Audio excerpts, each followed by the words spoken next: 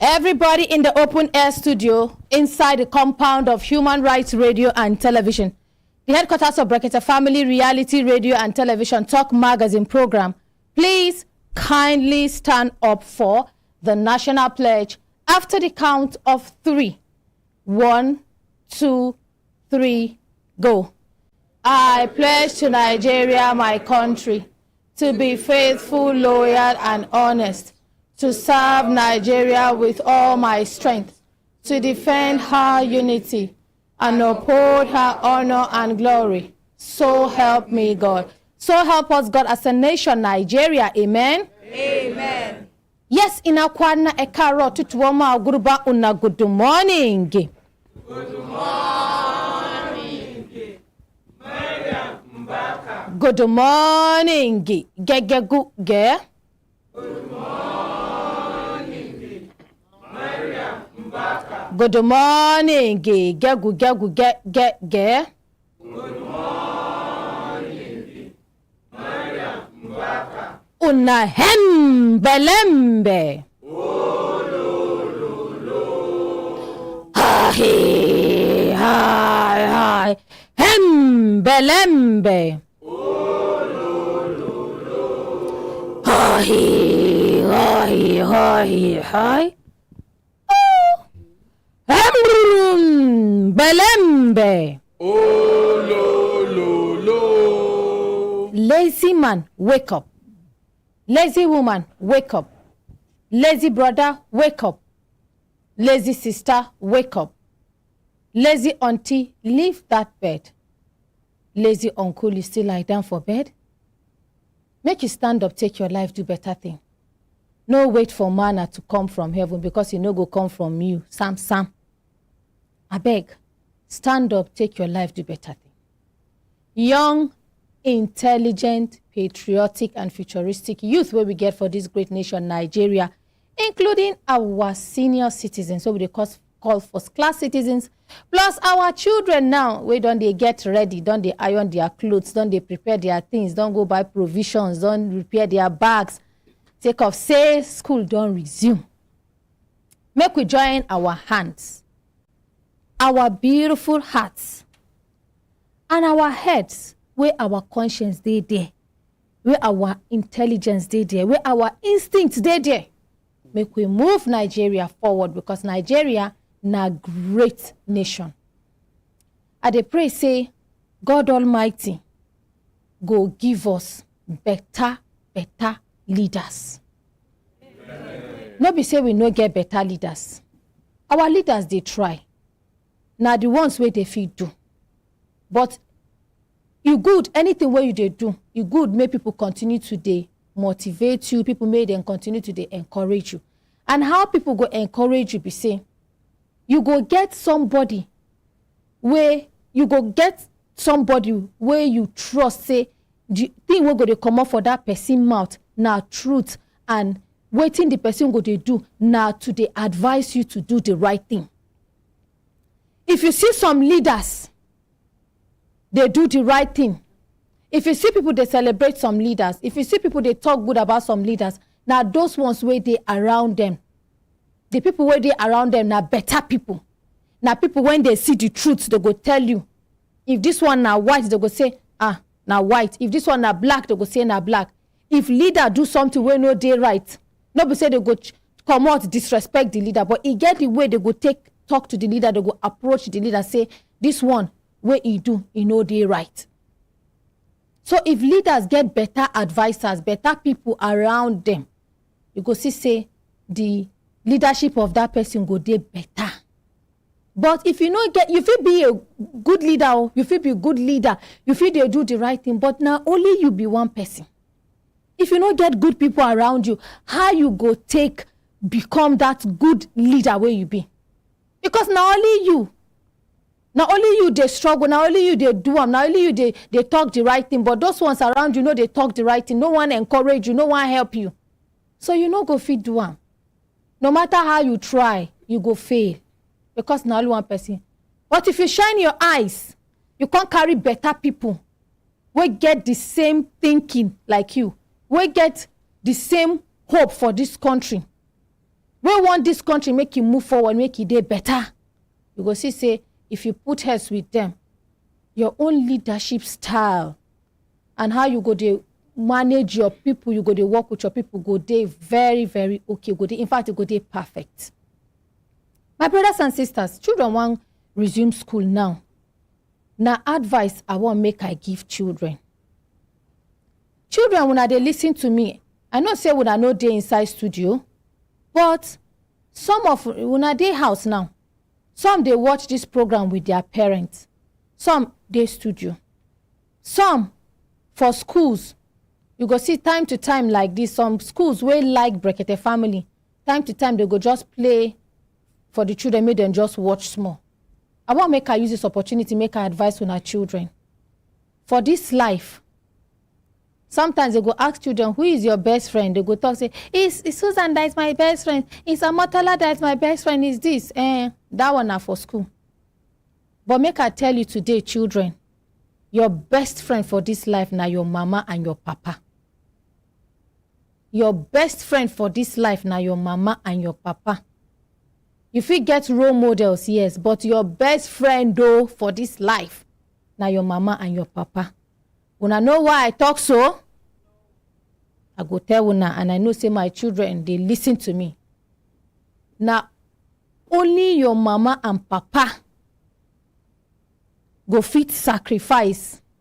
If today you no chop, mama and papa no go chop. Now mama and papa food go, if she look food, she say food dey small, she go sacrifice, say she or him they no go chop. They go rather give una wey be children this food, make una chop. They go sit down, they watch.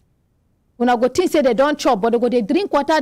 Una go see say their belly full because the food no dey enough, and they no go want make una dey hungry.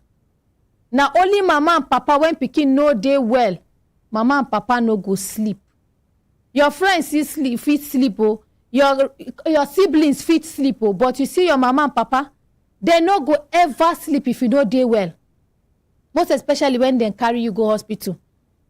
The way mama and papa go sit down for seat, you they sleep, they go they sit down. Sometimes, even if sleep catch them, they go just wake up. They go come, check you, touch your heart, you they breathe. They go make sure say everything they okay with you.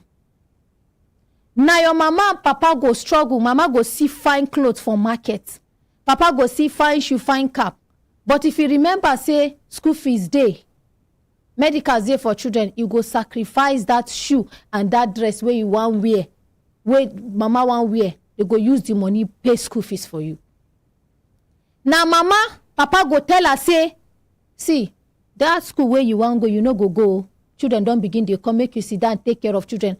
Mama go sacrifice that school where she supposed go, that dreams where she gets. She want become something, she go sacrifice them. Sake of, say, make una get better training. Mama go do that sacrifice. She go listen to her husband. She go say, since you don't talk, I make a sacrifice. Now I make most of our parents go see, say they no go school. No be say they no want go school. They go tell you, say, now that sacrifice we then do. Now mama and papa, anything where you do where they wrong, they go call you, scold you. Now mama and papa go cover your shame for you. Her pikin na thief, the boy na thief, the girl na prostitute. The thing they pain her. But if she come out and you tell her, say her pikin na thief, her pikin na shawo, she go fight you. He go fight you. Even though they know say na true. But you know go, it better make you abuse them than to abuse their children. Now mama and papa, if you no love their children, you no love them. If you like, show them love, spend money. Once you show they see, say you no love their children, carry all the wealth where you want give them because of the love they have for you. So children, make una no let una parents down. When they resume school now, make una pay attention. See now, mama no dey sleep. Holiday do, mama don't they sell things for market. Papa don't they waka, take off, say make them try pay una school fees. When you go school, those of una way they boarding, remember the home you come from. No disgrace your parents. No allow your parents when they house, they go call them talk, say they don't suspend you. I beg. I dey take God beg you. I dey use this my voice. They tell you, say, I beg. make una parents proud. Una no get anybody like una parents. Anything wey disturb you at all, no even call any friend, tell friend, call your parents. Now your parents go wake up for night, they go raise their hands up, they go cry to God, they go pray for you. Parents go, they sit down morning, afternoon, night. Once they remember you, oh, my daughter, my son, God, please help her. And that prayer where you think, say, mama sit down and papa sit down there, just careless, then do them. Now the kind prayer where God the answer. So children, this sermon today now for now, I beg. Because I know most of you will resume school on Monday. Iron your clothes, put your things together. Remember, see all the things your parents have bought for you. Just because they want you to go to school to have the best education. Please don't let them down. Please, I beg you, my children. Parents love you, we love you, and we don't want you to let them down. May God bless you. Una belembe. Yes, my brothers and sisters, if I look time now, go say time, don't give us signal. Signal make we do it, signal make we continue to the not they go. Mr. Kelechi, your man, they do me. Yes, now good food now you carry come this morning. May God bless you very, very well. The only thing what I just want to add to it is no let yourself down. Because many times children, they think, say, everything what they do now for their parents. They feel say that they study because now parents, they always say study. Yes. Do this. Get good character. And they feel say that for their parents that they do them. But eventually your parents go exit this earth, and now you, all your life, your cumulative actions, your cumulative decisions, and indecisions and inactions, now you go bear that brunt. So what will they talk be say, as much as they tell you, say make you no let your parents down, no let yourself down. You see, every time, a fortnight ago, you spoke about addiction and how people they take, become addicted. Yes. The first stage of addiction, now that contact where you will make with the people where they take that thing. The moment you want to do that bad thing, whether a drug, whether na one bad habit, whether na one bad thing, ask yourself, say, look, this thing go benefit me or not? My parents too go they proud of these things or not? If my dad or my mom see him, you go they proud of it. If my child see the father they do this thing, you go they proud of it. If I see my pikin they do this thing, I go they proud of it. Weigh all these things, and then before you go ahead and then do them. So if you did like that, now you go to say they do them for your parents. Fine, think that way. But in the course of life, you go find that say every good decision where you make, you actually did it for yourself. Because if things no good for you, you go first no good for you before you no go good for your parents if they depend on you. And if things good for you, if first good for you, you first receive that salary. You smile with the salary before you can't buy something, say, mommy, take. But you first receive that salary. So things first good for you. So whether good or bad, now you go first test them before your parents. So invariably, you also, or extensively, you're also doing it for your parents. So think about yourself before you take. God bless you very much, Auntie Miriam. Thank you. And since our mentor no day here, I go say, you, Auntie Miriam, you're a great woman. And I celebrate you. Thank you, Mr. Kelechi. Make una give, okay, if una give mommy happiness, finish, make she give that your man, Dave. Good morning, Auntie Miriam. Good morning, ma. In fact, you bring better food this morning. I want to use my life as an example. When I grew, in fact, I dey village. So my parents like to send me because I like work. In fact, farm. I go farm. I go follow another person, anything by school. I know in fact, yes, I can farm very, very well.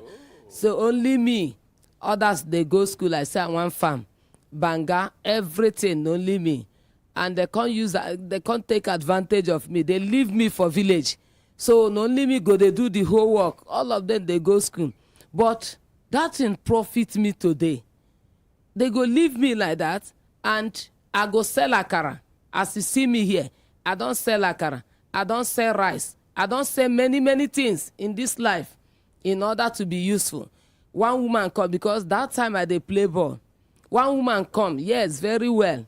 One woman come tell my parents, he say, you see this one go dey very, very useless. Now I look at that woman. He say, yes, e just dey live am like this, e dey play ball, e dey do this one, say this one go dey very very useless. Now I look at the woman, tell am say I will never be useless. See, if you dey look at me as someone who go dey useless, na your children, na so I tell the woman like that. So when the woman look at me, he go call the children, say I say all of them go useless. I say na you first talk say I go dey useless. So people come gather. From that time, I begin to reason wetin that woman tell me. From that day, I made up my mind that I will never be useless. And from there, na so they carry me go Lagos, and that word will be reading in my ear. You will be useless. And I will remember that word. I will say I will never be. Even the husband I married today, his younger brother will come and scope me and say, see, he want go church, he want follow these people. Say, may we they give you money? May we they take care of you? Not go follow these old people. I will not remember that word. You will be useless. I said I will never be useless. Now, so all the process I passed through in this life, that word kept on ringing in my mind.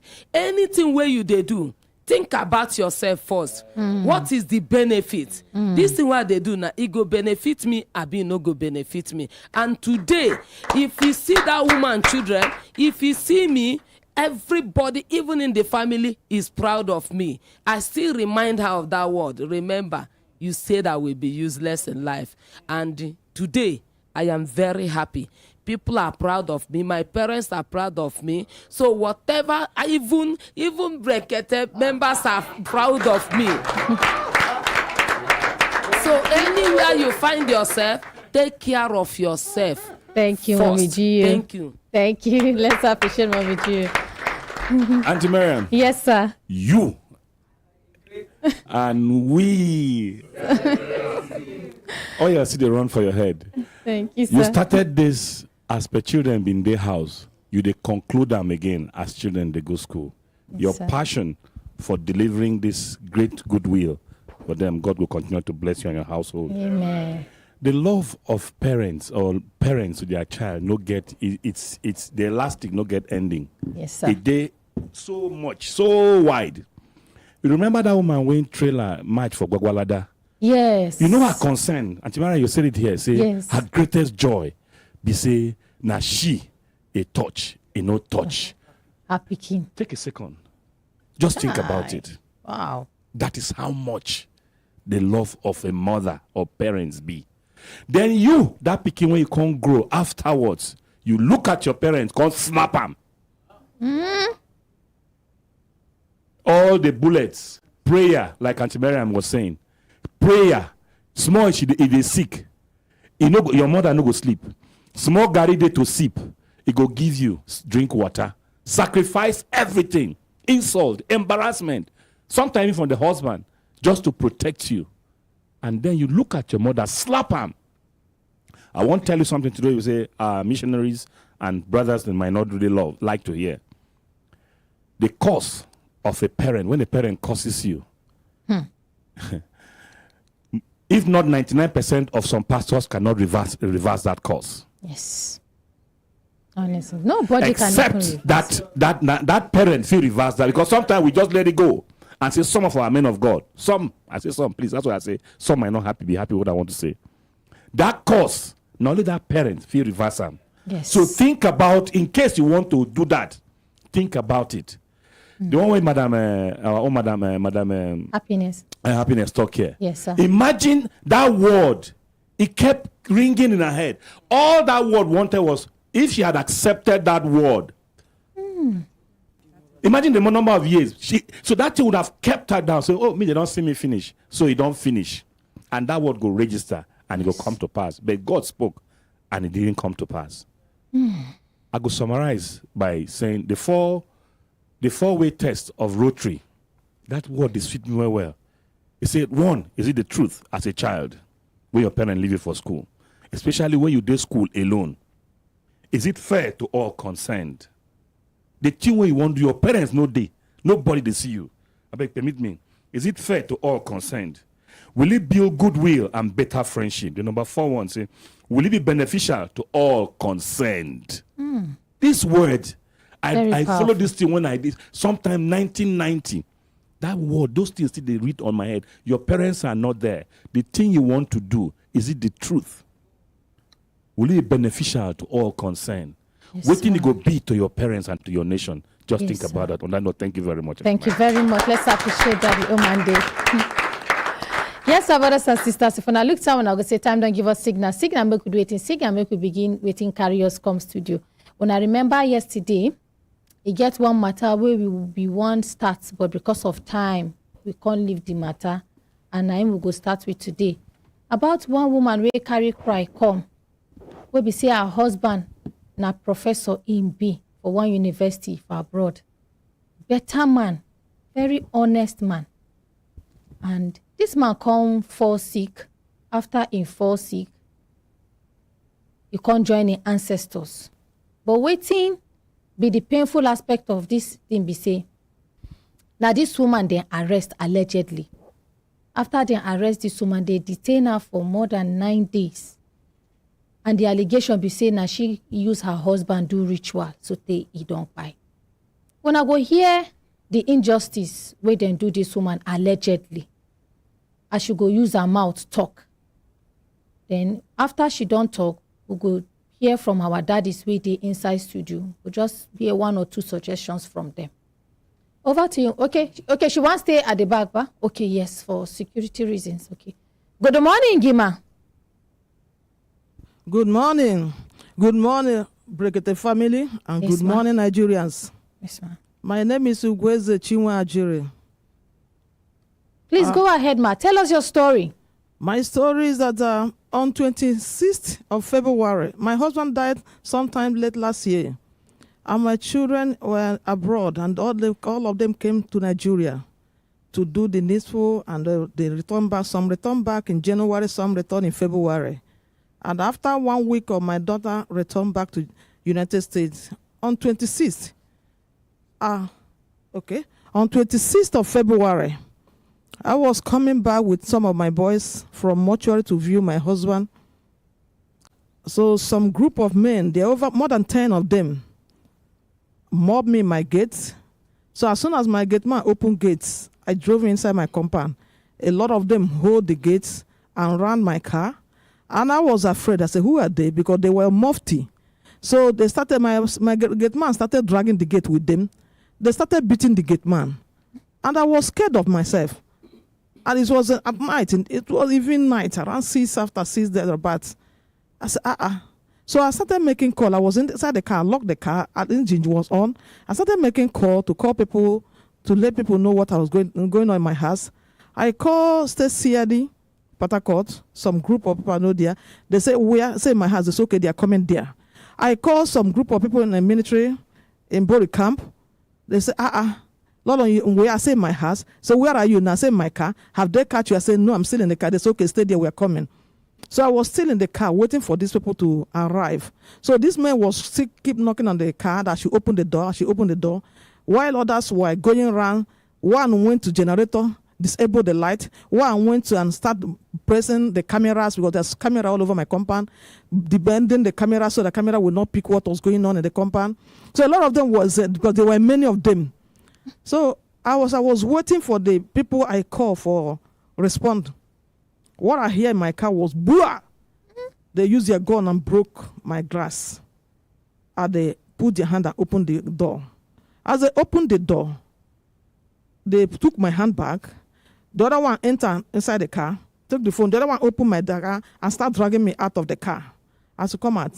So as they dragged me out, they now carry handcuff me. They were bundled me into tried to bundle me into the car. So I started screaming, started shouting. So as I was shouting, people in the estate started coming out, rushing out. I was shouting, who are you? Why are you handcuffing me? What have I done? Who are you? Why are you handcuffing me? So now they say they are the men of Zone 9. Yeah, the people who wrote petitions said that you kill your husband, you murdered your husband. So my boy, and that's okay. They took me, they succeeded because they were more than me. They were succeeded, bundled me into their car, took me. So as we left my house, at the junction of my estate, I saw a police van coming. I told them, say, wait, these are the men coming. Let them know where I'm going and who you are. They said, no, they can't wait. These are the people they called to come and help them to arrest me. So the people were confused. They took me I said, where are you taking me to? They say they're taking me to police station. I said, which police station? They say, Elembu police station in Port Harcourt. I said, okay. When we got there, they refused me to come out from the car. I said, no, I must come out. He said that DPO want to see me. They said, no. So I forced myself. So I forced myself outside that police station. I was shouting. I said, I want to see the DPO. They say you cannot see the DPO. I said, I'm not going anywhere. Where are you taking me to? They said they're taking me to State CID. I said, okay. But let me see the DPO. Let me see the DPO. So after a run, I don't want to enter that car again. We're dragging this inside that police station. Now they met one man. It's like he's a police officer in that police station. That one talked to them. That one said, okay, allow her to see the DPO. I went inside. I told the DPO that they said that you are calling me. DPO said, no, you don't know my matter. That these men said that they are from Abuja. So her hand no day there. She don't know anything. No, they said they are Abuja. So they now say, go, let's go. So we move. So the people that came there asked them, where are they taking me to? They say, it's CID. So I thought that we were going to CID. So I now saw myself. They now took me to Abia State, and it was night. So when we got to Abia State, it was around almost 1 o'clock, midnight. So they took me to cell. In the morning, around 11, they came to cell and brought me out and took me to the office and brought a petition and showed me. So I read that petition, and that petition, one Mr. DK Ajiri, Uzondo Johnson, so Ntuko Korocha, Meko Noha, Henry Ekpe, so and so on, where their name were there. So I kill my husband for ritual purposes. I send all my children to United States for me to be able to perform my evil act over my husband. I said, I said, okay, I want to see the petitioner because I don't know all these things. So the woman said, Madam, I should write my own statement. Say, I want to see the petitioner. She said, am I teaching her her work? So I write statements. I said, my last born, who is 17 years, were with me. Because when my husband died, before my husband's sickness, I was sick. They were taking care of me. And when my husband own came up, we have to rush my husband to hospital. My son was the one running up and down. My last one was running up and down because all my children are abroad, but that last one have been with us. So when my husband died, it was my last son that put my husband's body, his father's body, into the morgue. So I should know reason why someone would say that I killed my husband, who have been my coverage, who have been my strength, who have been my ego. I rushed, I cried in the hospital, I didn't eat for weeks and weeks. I was in the hospital. I took my husband to the best hospital in the Port Harcourt. From that hospital, we spent weeks. A lot of millions were paid in the bill. From there, they refer us to government hospital, River State Teaching Hospital. We went to River State Teaching Hospital at VIP. They took everything, the teams of the hospital doctors with their ambulance and nurses, they refer us there. So, and now, because they seized my phone, that they seized my handbag, I couldn't make call. So it was my son who called me, who eventually called me while I was in the car. So I was telling my son, said, son, look at what is going on. He said, Mommy, video them, let me see. I videoed them, I sent it to them. So my son began to make call. I called my lawyer, who is a son. I called the son, I said, so you will see what is happening in my house. So he said, oh, yeah, call people around. I call people around, let's know who they are. So call now started going on because they have crippled me. I wasn't with phone, I wasn't with bag. So my children now started making call. My boy was making call. So the son started making call until when they find out where I was. My children called from United States, sent some lawyers. My children sent 3 lawyers from River State to Abia State to Zone 9. But Zone 9 people make those lawyers caricature. They chased them away. They didn't want them to go to the scene. The son that came in, they made the son now started calling political dignitaries to enter into the matter because of the level of my husband. It was a political dignity that entered the matter that put weight. If it was only the lawyers, these people did not see anybody. They did not see anybody. So along the line, one of a very senior citizen here, who I would not like to mention his name, Abuja here, interfered the matter, called the AIG Zone 9. Then the AIG Zone 9 was promoted to DH, and he has only 1 day to spend in that Zone 9. The AIG Zone 9 said because of the person that called him from Abuja, that he don't want this woman for people to keep between one hand. Who is the petitioner? Take this woman, since she said she took her husband to hospital. Her husband did not die in the house. Take her back to Port Harcourt. Go and visit the hospital. If you visit the hospital and indeed the man died in the hospital, and you visit the mortuary and indeed the man is okay, he's intact, nothing was removed from his body, please release this woman. So DIG give that order that Thursday. So they say we are going to Port Harcourt on Friday. On Friday, they didn't come and bring me out of the cell. So my people came and said, why am we here? Why am I still here? I think they said that we are going to Port Harcourt. They called the IPO. I called the IPO. The IPO came and said, why? He said that they're supposed to take to the hospital, that nobody have signed it, that they needed money for it to be signed. I said, okay, how much? They told me, I said, okay, can you give me my phone? Let me make transfer for you people. It's okay. He brought the phone. He can only give me phone when they need money for transfer. I make transfer for them. So hoping that we'll go that on that Friday. No. On Saturday, they were playing game. Say that it's on Monday. So I don't want to stay here till Monday. What am I doing here? What am I doing here? That I'm having BP. So on Friday, they said that money for motor. I have to bring money for motor. That if not, there's no way. I said, okay, let me bring money, provide motor.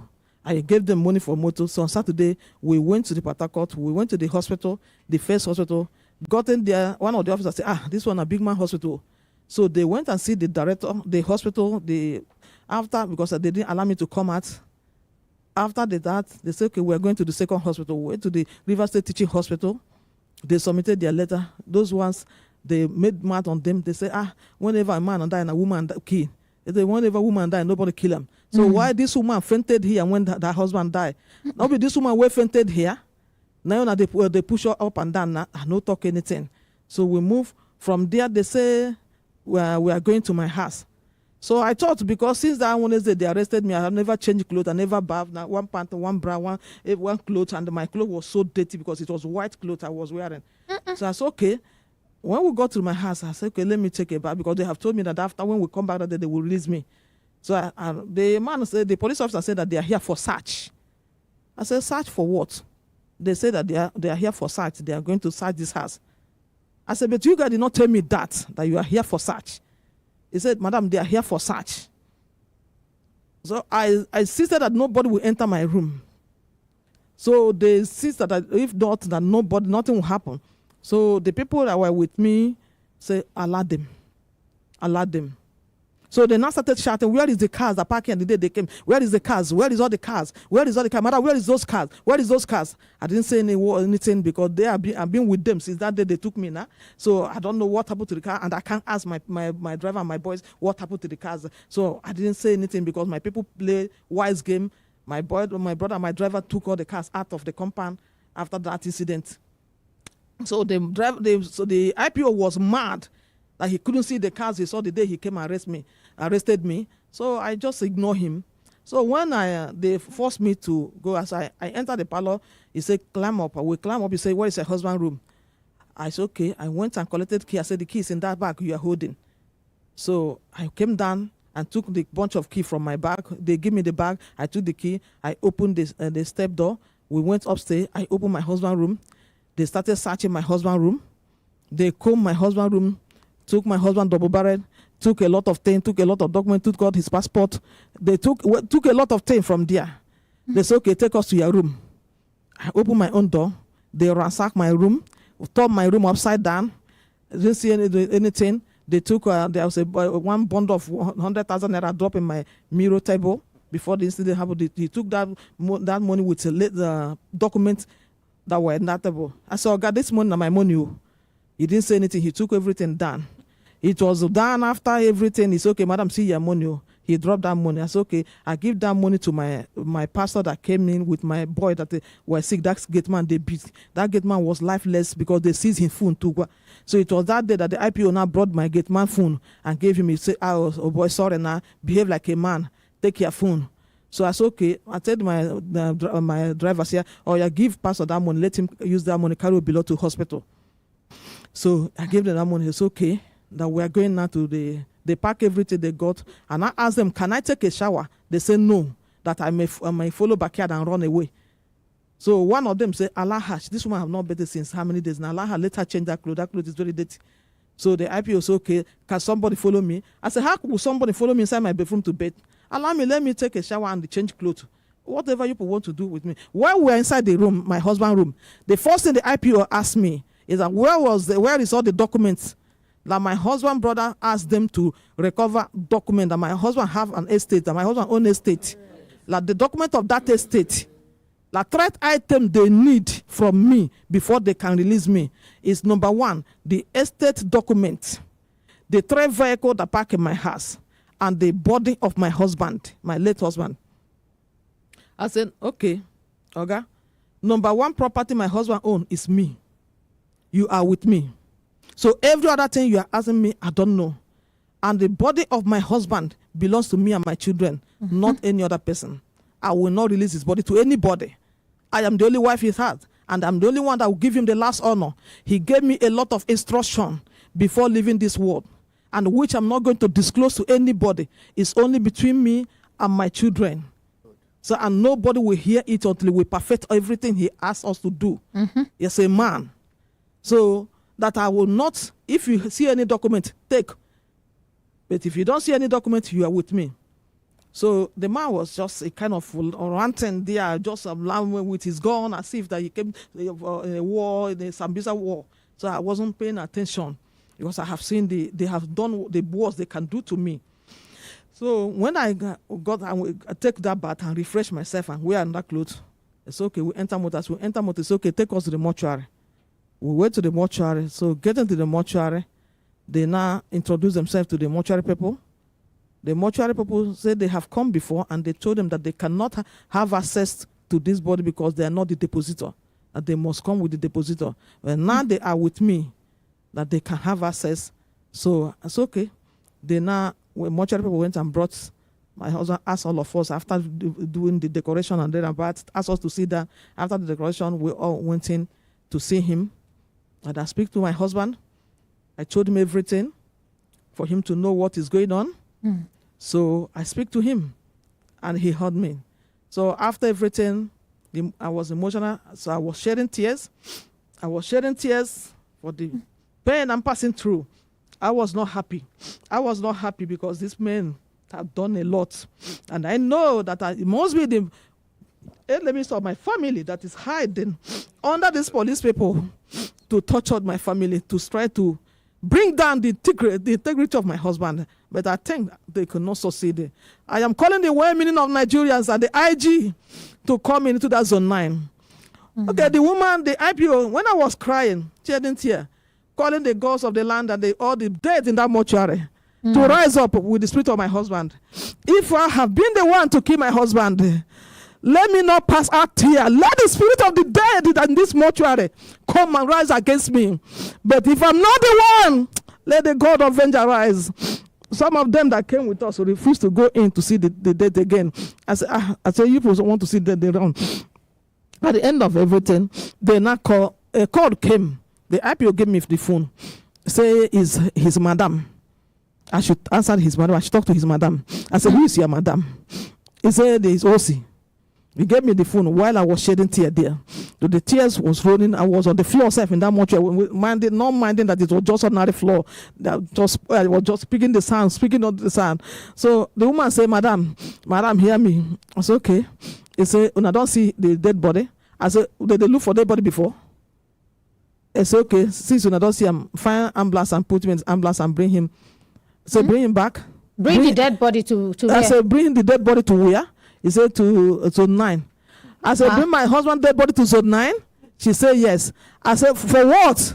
He said, because the matter they police. I said, my husband died in police case. What is the name of that OC? Ifeanyiwa Juliana Odo.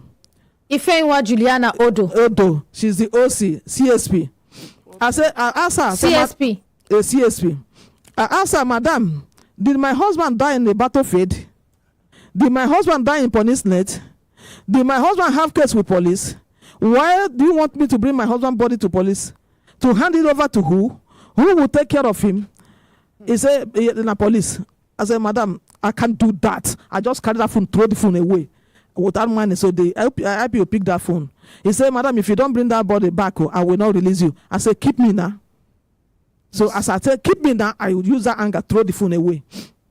So after everything, the other police people started shedding tears. Honestly, the police people that went there, even the IPO, even though that they are Satan, I think they are still human. They started sharing tears with me there. Everybody that were there was sharing tears. I was not myself again. So when we got back to zone 9, the woman gave the order to take me back to cell. So the discussed with the AIG, with the geometric, the women in Nigeria. Now fair, the woman now off her phone. They took me to cell. They said, I'm not going again. I said, okay, as I was there. Midnight of that Saturday night, around 3 a.m., I fainted there. I was shouting. The police people that were in the cell now rush. They now brought me out from this. I keep me in the counter.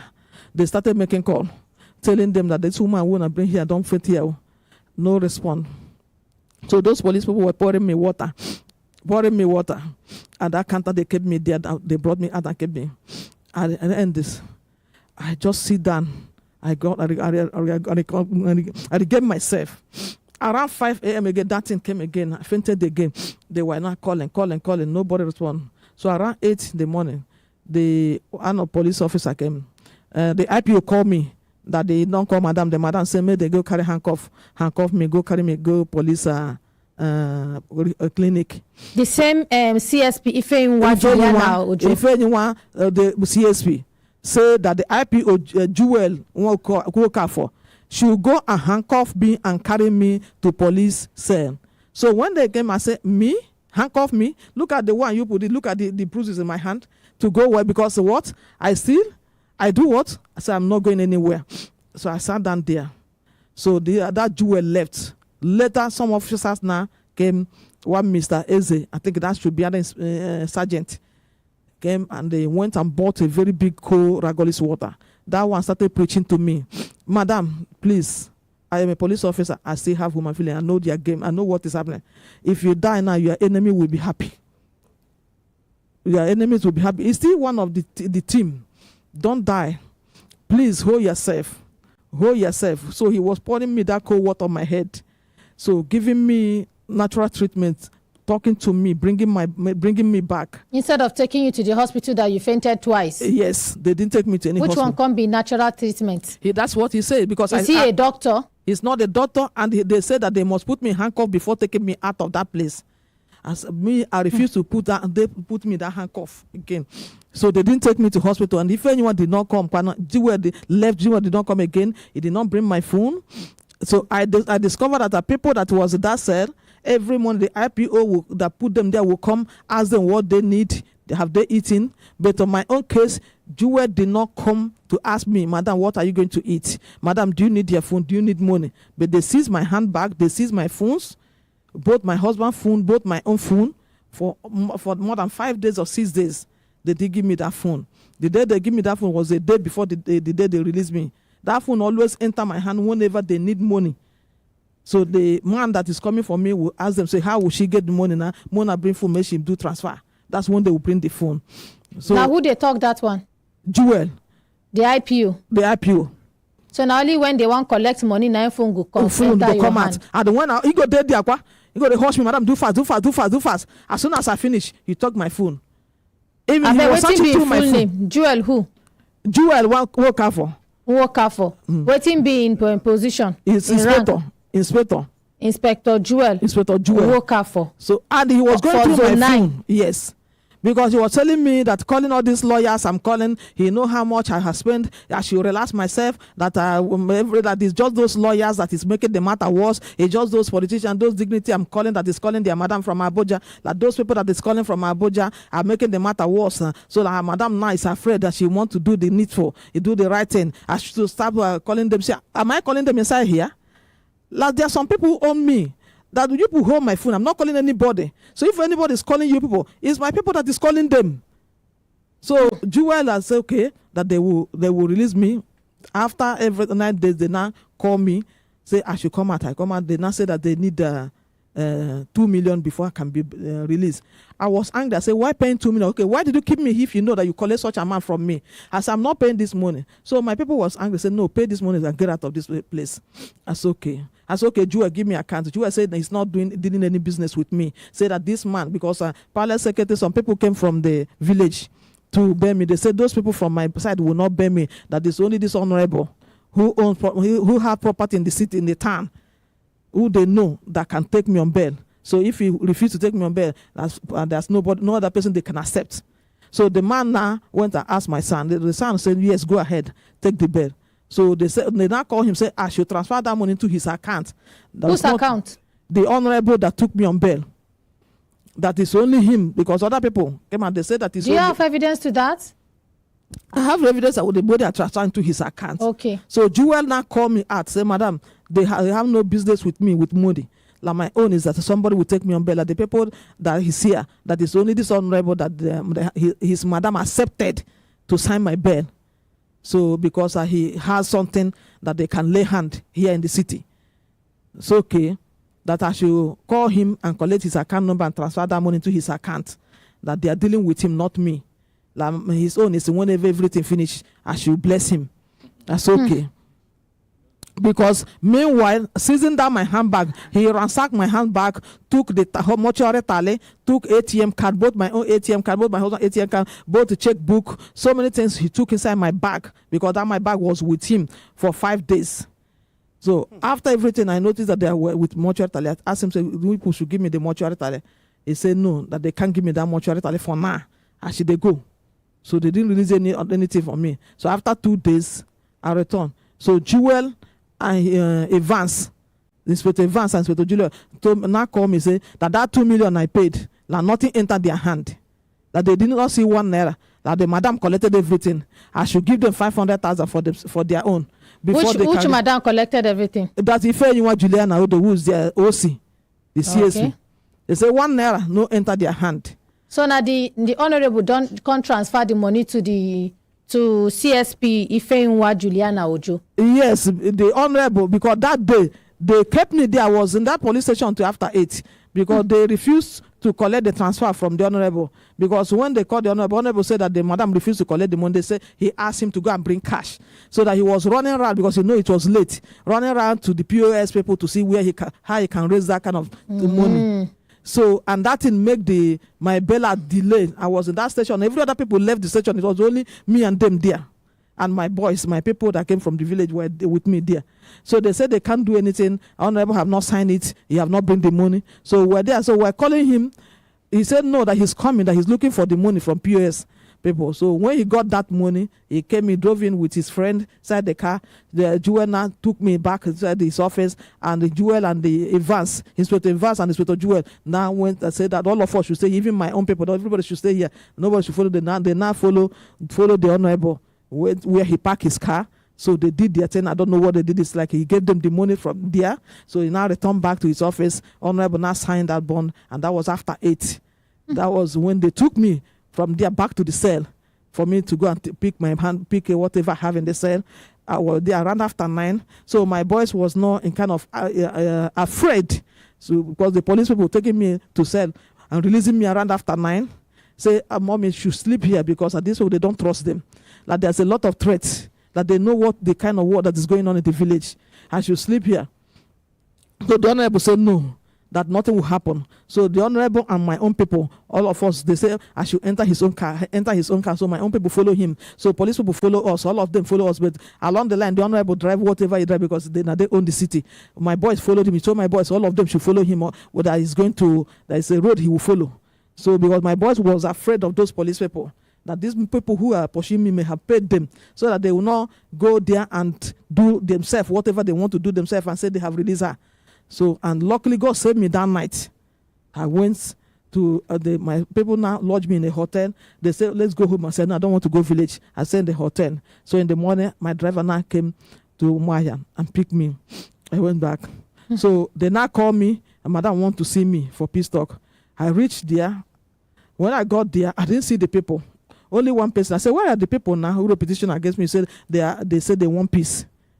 So it was only one man. Which people want peace? Those people, their name is there that wrote the petition. So Jewel called me that his madam is calling, said I should come. Like these people said that they want make peace with me. So I drove down. We got there. When I got to the police station, zone 9, only one person, Mr. Ntoka Okorocha, I saw. I said, is it these people that wrote the petition for me? To me, I want to see the whole petitioner. And Ndoka say, relax. That Andoka Okorocha, you sabi am? I sabi am. They are part of the village. It's not a relative, it's just a village people.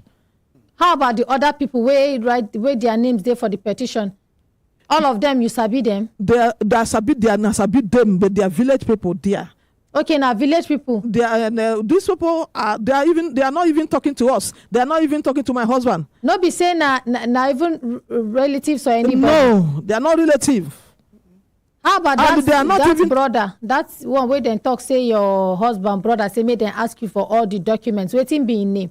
The one where said that my husband brother asked for the documents. The letter told me, said that my husband brothers say that them be the brain behind this thing.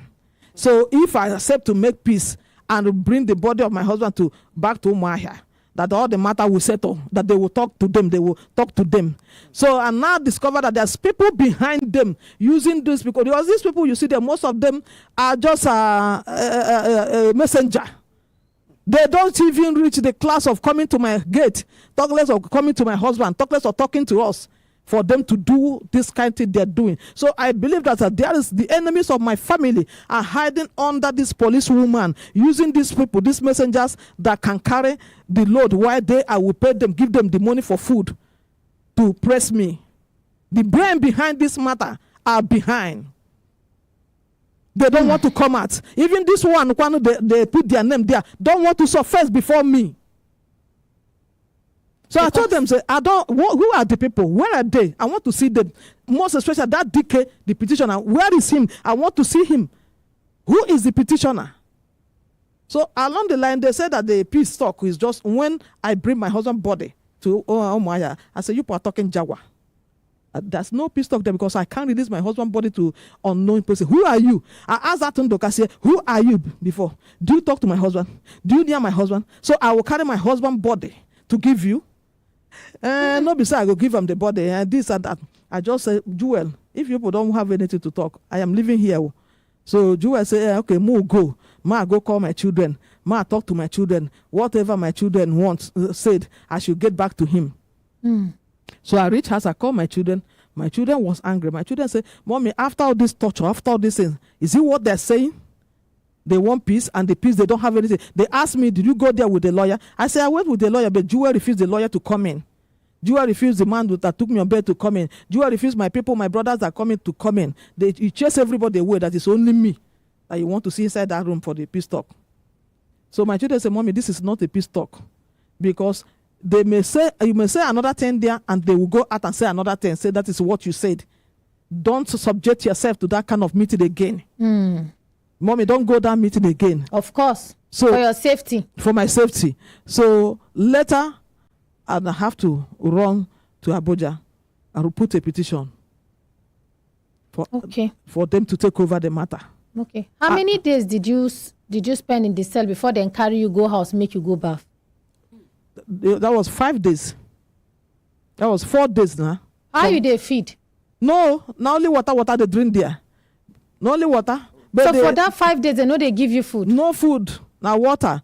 Only water? Not only water. My people was just became, they bring bread, they bring, I just chased them away. The only water was drinking there. No food. And the thing make me, I develop, I don't know whether they call it ulcer, because after I came out, my stomach was hurting me. I was so seriously down. So my husband have to call hospital and ask me to go to save her life. I have to go to hospital for thorough medical checkup. So my daughter said, Mommy, don't take it, say you are strong. Go there, please. I need you to be strong and healthy.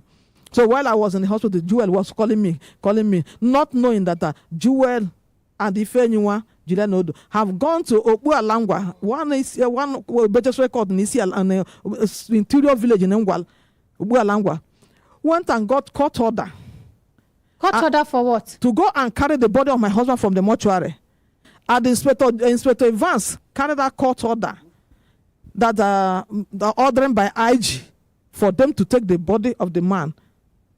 They don't carry the body, I be still there mortuary. It's still there mortuary because the mortuary refused now, because the mortuary is not a small mortuary. The mortuary cannot deal with any other person except the depositor. It's only I or my son can retrieve that body from there. So they said that they don't know them. So I got the information. Please, there's an order. So I called my lawyer while I was in hospital. My lawyer now went and filed a counter. So then, if anyone Juliana Odom went to see the same Opualangwa, Interior Village, file another order when IG have instructed the matter to be transferred, the case file transferred to Enugu and 4 CAD NS. Let the AIG in Enugu take over this matter and find out why this woman has been oppressed this way. If anyone Juliana Odo refused to release a case file, if anyone went to Opualangwa Magistrate High Court and file an order for the judge to give a judgment for IG to remove his hand over the matter for her to continue the matter. So when we wait, madam, wait. If anyone and IG, which one big the pass? name is there, all the paper information are there. If anyone waiting be her rank, CSP, yes, they write letter, they tell IG say make you come out in hand. May she continue the investigation. When I remember waiting our ordinary president talk, he say he get some police officers, if they sit down for one place, they want make them sit down for the place reach 30 years, more than 30 years. Say even if they transfer them, they go walk their way back.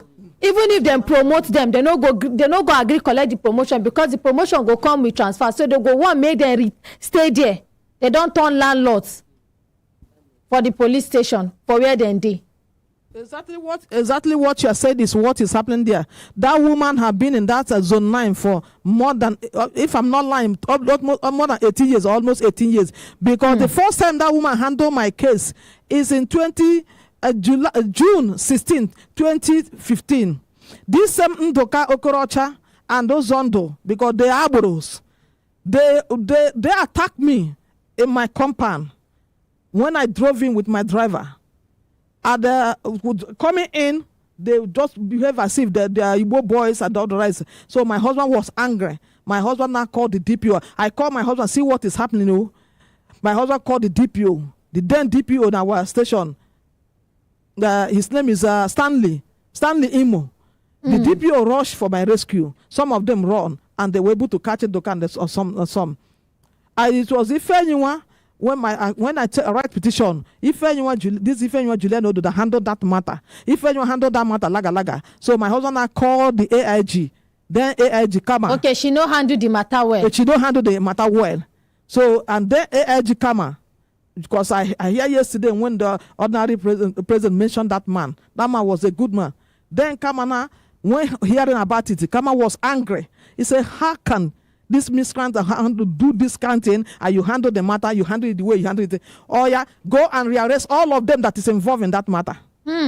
So please, let's appreciate him. So if anyone was afraid, he said, why did your husband call the AIG? And AIG handled that matter. All of them were not coming begging, calling for mercy, calling for begging, because my husband now asked Kama, just leave them. Now they have been calling for mercy. Not just leave them. At least they have learned their lesson. And since that time, all of them learned their lesson. None of them can come closer again. That's why they still go back to that if anyone this time to use if anyone to torture me, to humiliate me, to kill me, to take over my husband's property, to disgrace my husband's dignity, to destroy my husband's home. If anyone going to filing all manner of cases in court against this matter, and everything she filed, she is an interested party. What is if anyone interest over my home? What is if anyone interest over my husband's dead body? You don't do you sure say she anyway. Make her no talk that one. She sees the tally. That DIG where you talk say where in give them instructions say make them release you sake of say from all indication they no get any proof to arresting you for the crime where they allege say you do. Waiting be the DIG name. I don't know his name, because even though I went after I was released, I went to his house, and when he called, whether I released, because his work ended in that zone 9 Friday. So since that time, he no waiting happened to you, how then take leave? Because he has retired after 1 week. After he don't leave. Yes, after they made him DIG. After they transfer him from Zone 9 to Abuja, made him DAG. In 1 week, he retired. Okay. He retired. Oh. So, I think I still have his numbers of that time. But he retired. Madam, wetin you go do for us now, ba? All these people where they involved for this matter, the IP, you get the IPO number. Yes, I get his number. You get CSP Ifa in one number. I get his number. I wrote all this yesterday, all the numbers. You get your husband, brother's number. All the people where they involved for this matter, you get their numbers. I get their number. Where their numbers they? In there, my phone. I don't enter here with my phone. No, you don't write them down. You know, say if they do matter, we they write all numbers. Okay, see what we go do now. Go and write all the numbers. Bring the numbers, please, so that we can. Yes, Auntie Mariam, she go write down. She been write down yesterday, but she no carry and come today. Okay, no problem. So she go write down. Make she go write the numbers. Make she carry and come. Yes, Auntie Mariam. Meanwhile, it gets one or two things where our daddies where they inside studio one, add on this matter. Make we hear from them. Okay. My daddy, man, Dave. Yes, sir. Chai. Chai. No be English word be that, but now where something don't reach you, you know if you talk. I'm choked. Nigeria. Nigeria is great, but it's unfortunate. The woman don't talk her own, but it's so unfortunate. I been ask the woman whether she did. Let's say don't get problem before with those people. With those people when they intimidate her. Let's say she mentioned it. 2015, yes. Yes. And they are legally married. I mean, no, some things make we because ask we her. will find out because maybe the woman, sorry to say, maybe not concubine. So then maybe we'll find out if they didn't married, if they do traditional, maybe they do court, maybe they do white wedding. Yes. Maybe we know and how many children then get. Yes, please, Which Mr. kind Kelechi, give her. Yes, she go outside to go. Bring Okay, her when phone. she come, And we when go she come ask back, her she whether go she respond did to legally this, married to her husband. Yes, how Auntie many Mariam. children they get, and when the children travel go abroad. Auntie Mariam, Yes, sir. this kind of intimidation, they happen for a republic where they call Banana Republic, where law and order no day. But in a great country like Nigeria, we want to assume say law and order day. How patriotism go come now? I know we need to be patriotic, but two things give room to patriotism. Amongst the few things, na confidence. When I have confidence in my country, when I have trust in my country, those things naturally go begin build patriotism. You become patriotic to your country. But we will remain patriotic and loyal and law-abiding to the law.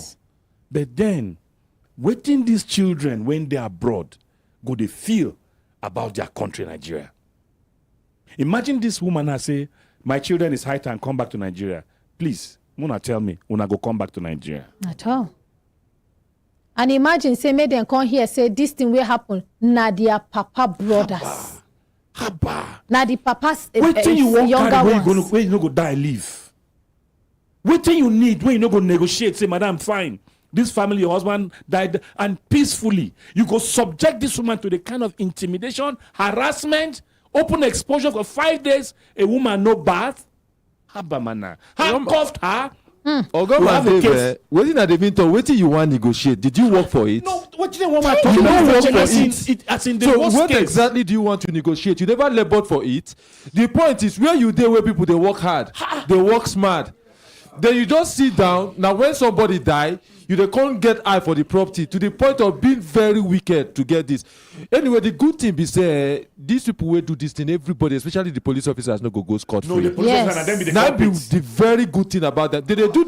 You see, Auntie Mariam, people Sir. they normally do these things for village, hoping say you know go escalate, go the authorities. And fine, the people where the authority where they use, they no go allow me they use them. Like say they don't get another people where they should pretend over them. The police service commission now then they should pretend over the Nigerian police. And the good thing is all these officers, as long as they still be Nigerian police force, none of them go scot free for this thing what they do, for putting their hand inside this thing. In addition to that, she don't come. I want to ask the woman, say, where you say that for Port Harcourt she died. sorry, he died. They don't do autopsy because on some of those certificates go tell wetin kill the man. Now, the next thing again is that we had a case in this country here. One music actress when die, when the husband buy. Now, so then subject the man, even though it was very obvious saying that the man buy him, saying physical and one of those kind of things. Yes. Then put him, they harass him like this. Was this subjected to 1/3 or pitchicom of what this woman go through? Even that one was very clear, saying onto say now beating and all of those things. Why must they subject this woman to this kind of torture? For a woman we marry legally, live with the husband and they together, they love themselves. Chai. Oga Mandebe, if they want autopsy, now then go fund them. Yes. No be the woman they fund any autopsy. If they talk say the way the man died, so they suspect the husband, then they should fund the autopsy. No be the woman go come fund any autopsy. If the Nigerian police or then they feel say na the woman killed by the husband, then make they fund the autopsy. But Mr. Kelechi, wetin dey surprise me now? When some police begin dey do cases where court suppose handle. You understand that? Because it can't be like say some of these police want turn to court. They want turn to court. Police go do case. Police go give do judgment. Police go detain for sale. The things where they suppose handle go give court, make court do the needful. Now them go do am.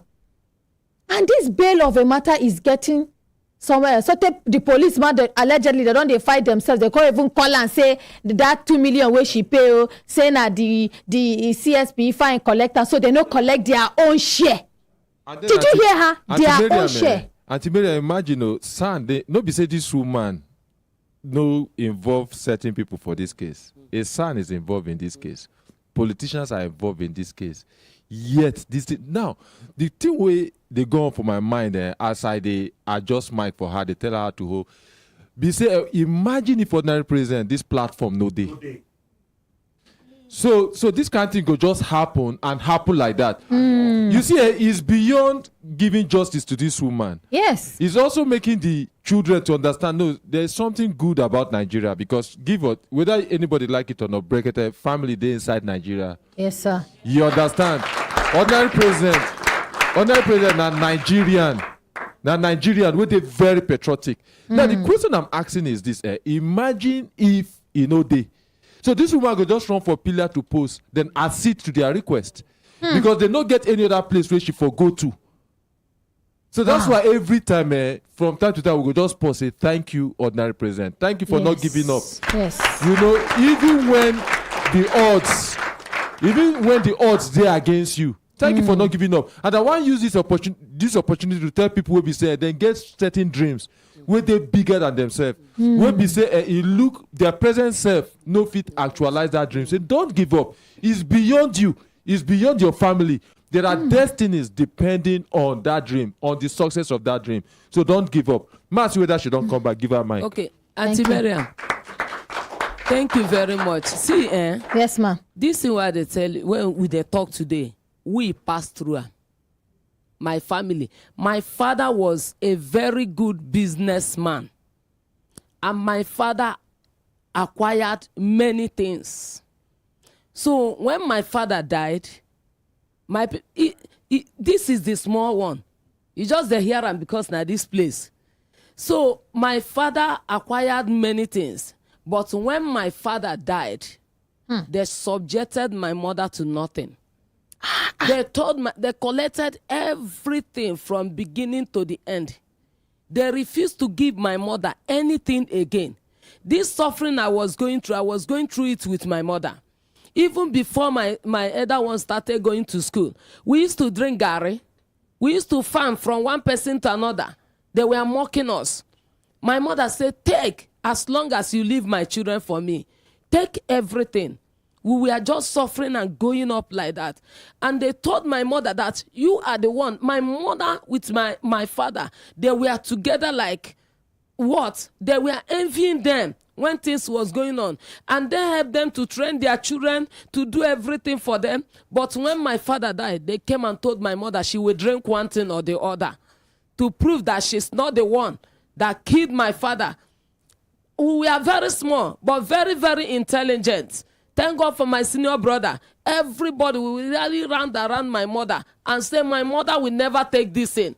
Whatever it will take us. If una want carry, make una carry everything. They go. If he reach my village, my father was one of the best wedding man in my side, who even took care of them. But they came because of the land.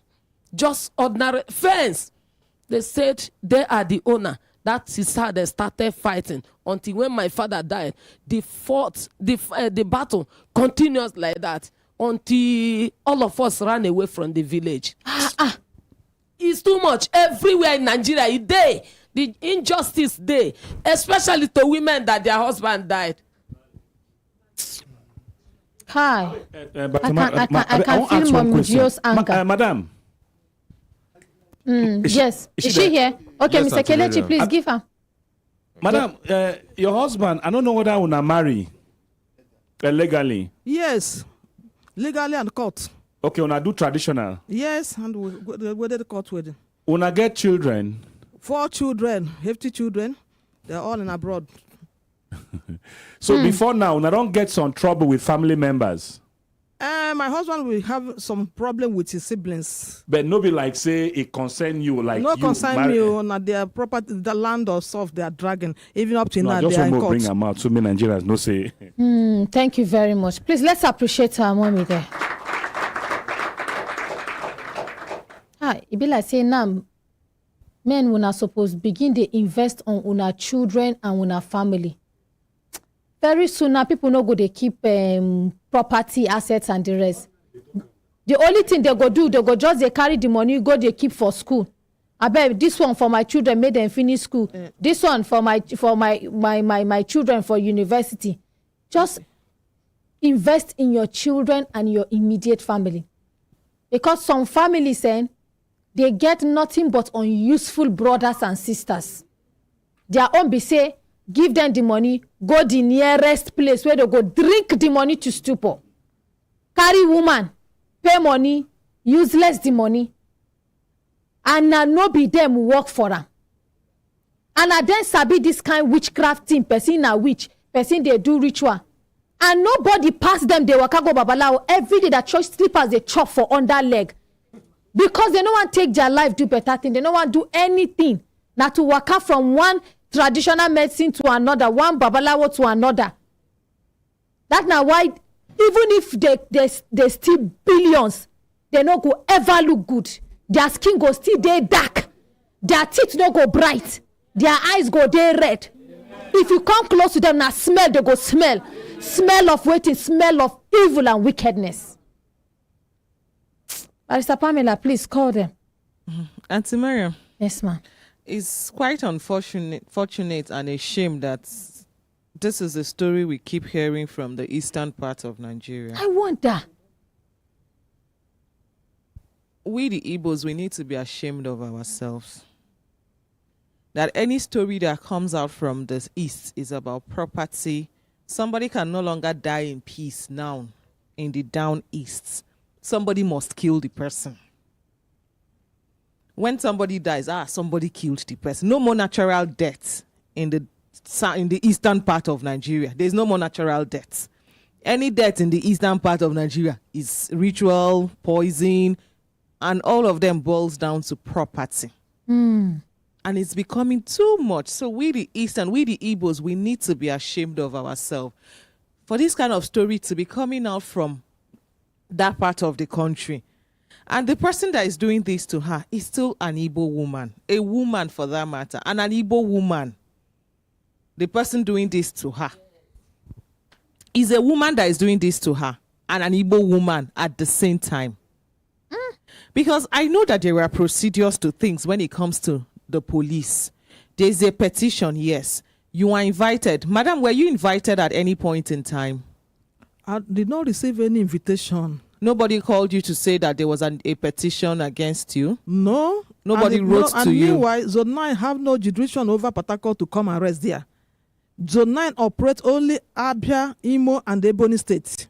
It's Enugu that operate for 11 states, South East and South South.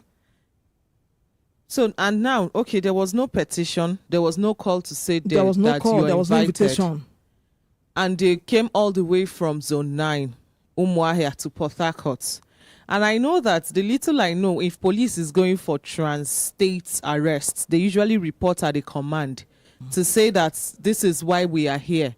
They come with a letter from either the CP of the state where they are coming from or the AIG of the state where they are coming from to say this is why we are here. Then the state where they go to, they will first of all report, and that state will also give them their own police to go and effect that arrests, which she did not mention that there was any police from the command or anywhere. Okay, now she was taken to a divisional level, to a DPO. Madam, when you went to the DPO, what did you say that the DPO said? DPO said she no know the matter, say the matter a big person. They said they are from Abuja. Say in Abuja, they carry me, they go. Say she no know anything, no. That she no know anything, no. They say they are from Abuja. So you see, even the DPO they claim to have gone to register their presence is also denying them that they say they are from Abuja. That means it was an illegal arrest they came for. Meanwhile, they came from Umuahia. And they drove you from Umuahia that night, from Port Harcourt to Umuahia that the same night. That night, yeah. And now, okay, when they now gave you the petition, did they give you space to write a statement? Yes, I made the statement, but I told them that I want to see the petitioner because this thing is a jaguar telling me that I kill my husband for ritual purposes. I send my children abroad in respect for me to have been with my husband alone to perform my evil act. And I want to see the petitioner. They insisted that I can't see the petitioner. So it was, I now have to make my own statement, counter everything they put in there. So which they put me inside. So all the lawyers that came in for my rescue, my children, each one sent one lawyer. One lawyer came from Bayelsa, two came from Port Harcourt, and I have my own lawyers in Omaya. They turned all of them, even they were pushing themselves, making caricature of them, say this is a murder case. So they couldn't perform. So okay. And nobody mentioned autopsy. So, they mentioned autopsy. And I put in my statement to say, that if they will be conducting autopsy, I will get back to my children. If my children accept it, I am fully as I have accepted it. But if conduct autopsy, nothing is found, that you will pay me $500,000 fine. So when I mentioned that money, they not debans. They said they don't want autopsy again. They want peace. That was when peace talk came in. Because he who so alleges... my children, when I call my children say, what? Autopsy and their daddy? So I said, no, let's just do it this way, because if that happen and it will be carried out in that mortuary, they say that it cannot be carried out in that mortuary. I must bring the body down to Umuahia before that will happen. I said, okay, to do now on mortuary where when I go carry a chemical inject in my husband's body before I carry it. I said, no, that autopsy must be done there. I will get my own pathology, you will get your own. And if that being carried out and nothing is fine, that you pay me $500,000 fine for the damaging my name. Because what is raining all over in my street is that I kill my husband. Okay, right now, if anyone went and filed murder case looking for me, setting trap all over, even murder case, madam, wait, murder case without any evidence, without any autopsy. The man that took me on bed, they have been looking for him, searching for him. Go get a warrant to arrest him, to remind him. That was why when I hear about it, the Brekete on radio in the car, I was telling him, I want to visit human rights. I was just looking for human rights to visit. When I hear the Brekete, I have to run down here. Because the IG have the instruction, the petition I wrote for CID, they asked the Enugu AIG to take over the matter. And if anyone reported there without coming with the file, without coming with the tally, if anyone still sees the tally up to today, as I'm speaking with you, sees the tally, they detain her for misconduct, for whatever, release her. She says she's going to bring the other party, and all the file. Up to now, she did not bring them. I'm just wondering why she's very much an interested party in this case, that she has the tally. Now there's no autopsy that was conducted. So what are you going to court with? What evidence are you going to court with to say, okay, this man did not die a natural death and everything? And okay, when after this thing, she has every right to see who is alleging. She can't just respond to a faceless petition. Yes. No, face me, come to me. Oh yeah, you are alleging. What proof do you have? Obviously. And she has a right to a legal representation, which they denied her that. First of all, you adopted her. You are arrested illegally. It was an illegal operation. 2, you denied her legal representation. You can't write a statement without your lawyer. It is your right. You have every right for a legal representation, that if you're asked to write a statement, ask for your legal representative to be seated next to you, which they denied her that. So for what reason were they detaining you for 9 days, even to the extent of searching your house? Okay, there's an allegation. What is in the house that you're looking for? Asking for properties, asking for car. Is that what killed your husband? Is it property that killed your husband, or car that killed your husband? Is the property exhibit? Is the property exhibit to the crime? Chai. Are you not supposed to be looking for the exhibits to the crime? You're looking for land documents. Is that the exhibits to the crime? Barrister Pamela, now assuming this woman eventually her life ended in that cell, it will be another story now. Of course, definitely to be another story. It will be another story. Because other person has been saying that that's zone 9. I don't know, maybe it's another force headquarters on his own. Because they do what they want there. Zone 9, where CSP they tell IG, say IG back off. Hey. Now, wow. She allegedly, we've not seen this thing, that she went to court to say that IG should back off a case. So that means Zone 9 no more is a headquarters on its own. So maybe we'll start calling it Zone 9, another annex, police headquarters annex. Zone 9, because that's what it's becoming. And a policeman is giving his personal account to collect bail, 2 million. He didn't give they used another person. No, Jewel. I saw the account. The okay, Jewel. The other one. The I Jewel thought it's that of, if you know, the one for CSP Fenwa allegedly. The honorable went to look for the money and brought it cash. It was after he sent his account number. He made a mistake or whatsoever. He now called the man that took him on bail and said, no, don't transfer to the account again, bring cash. By then he had already sent his account number with his name on it. And he now said, okay, don't transfer again, bring cash. That's when the man now went to look for money and brought 2 million naira cash. Can you imagine? Into an AIG, Zone 9, 2 million naira for bail. And they keep saying that bail is free. Okay, we are going to call all of them. So she has given us the numbers. We will call each and every one. No be say this one na allegation. We don't hear our own side of the story. Make we hear their own side of the story too. As na their rights too to respond. Yes, that is scaffold. Please give that scaffold the microphone. Who do we start calling? Is it the... I have the AIG's number. Akaramkala has sent me the AIG's number. Okay. We have the CSP Ifeinwa's the AIG, number. Is it the one that was promoted? No, the new AIG. Yes, the new AIG Zone 9. Oh, okay. Yes, Akaramkala sent me the number. I said his name is AIG Kanayo Uzebu. Okay, we can start with the AIG. Okay, then we'll have the IPO Joel's number too. So we should start with the AIG. Yes, let's start from the top. Okay. Why PA call the people that she want to call?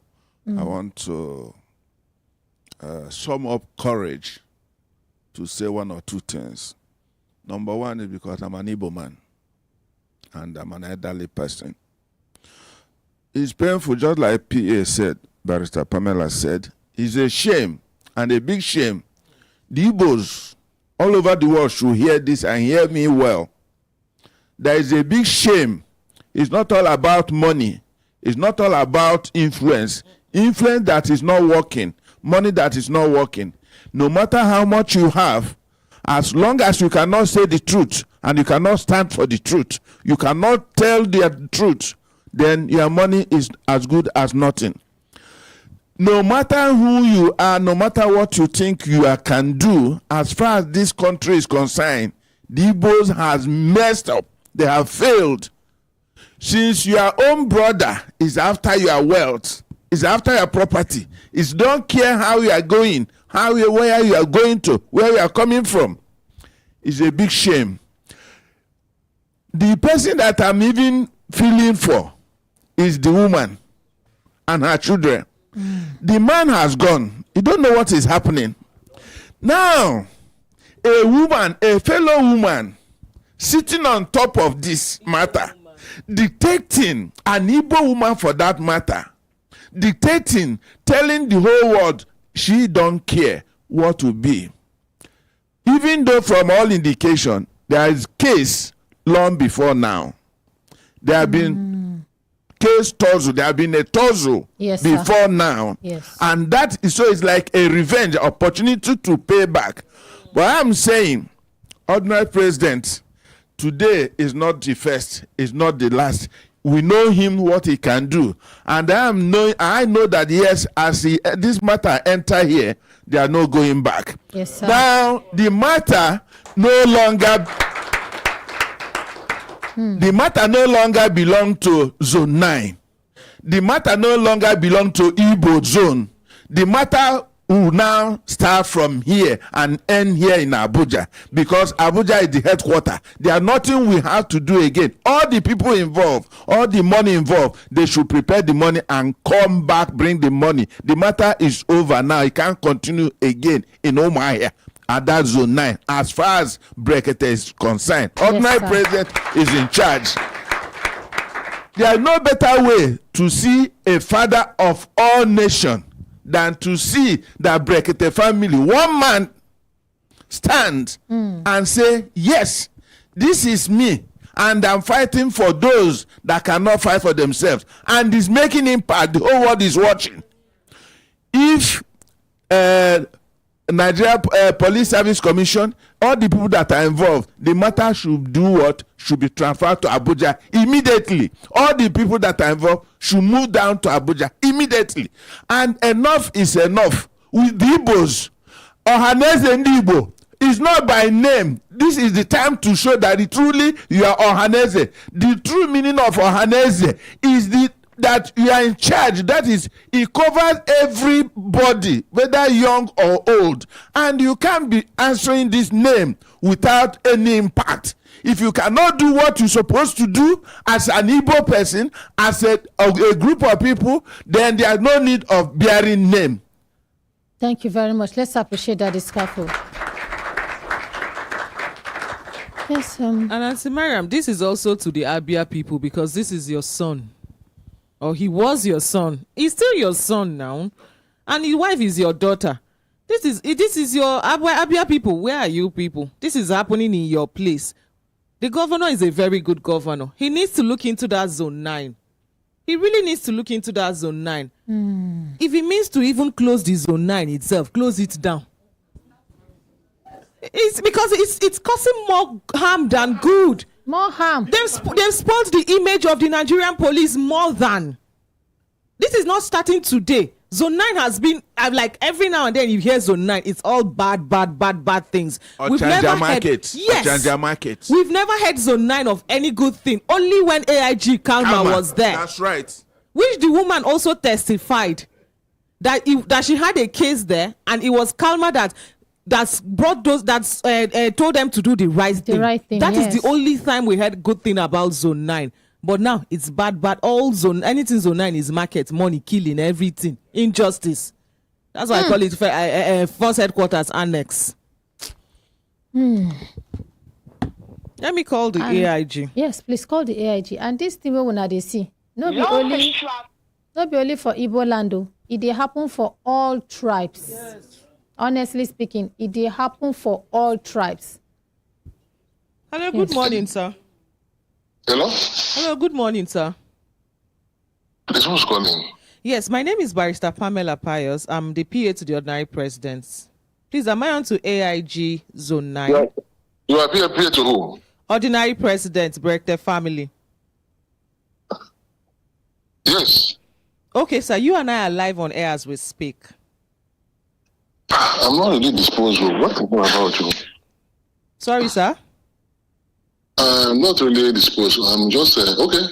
Is there any problem? Yes, sir. There is, sir. Okay. Let me just go straight to the point.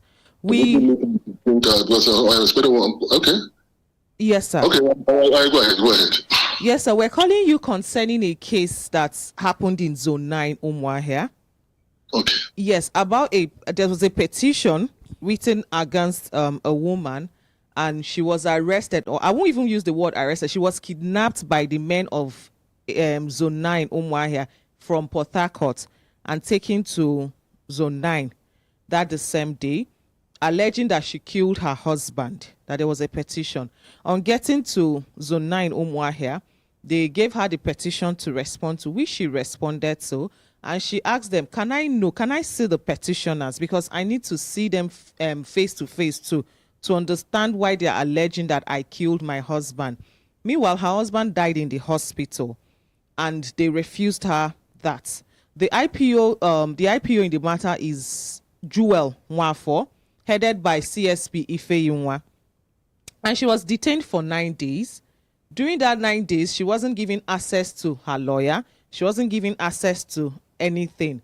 And at a point, they took her back to Port Harcourt, ransacked her house, her husband's room, and her room. All they were asking her was land documents and where her car was and everything. And she now asked them, you said I killed my husband. Why are you looking for land documents? Why are you looking for where I parked the cars that were in the house and everything?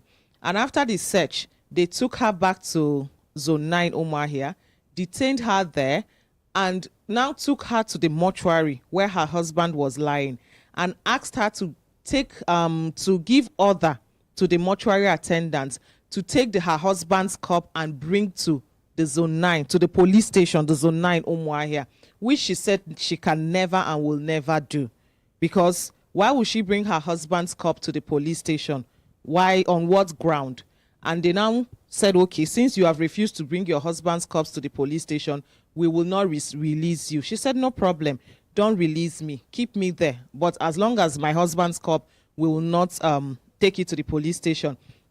In that process, the CSP Ifeyinwa seized the tally to the husband's corpse that is in the mortuary.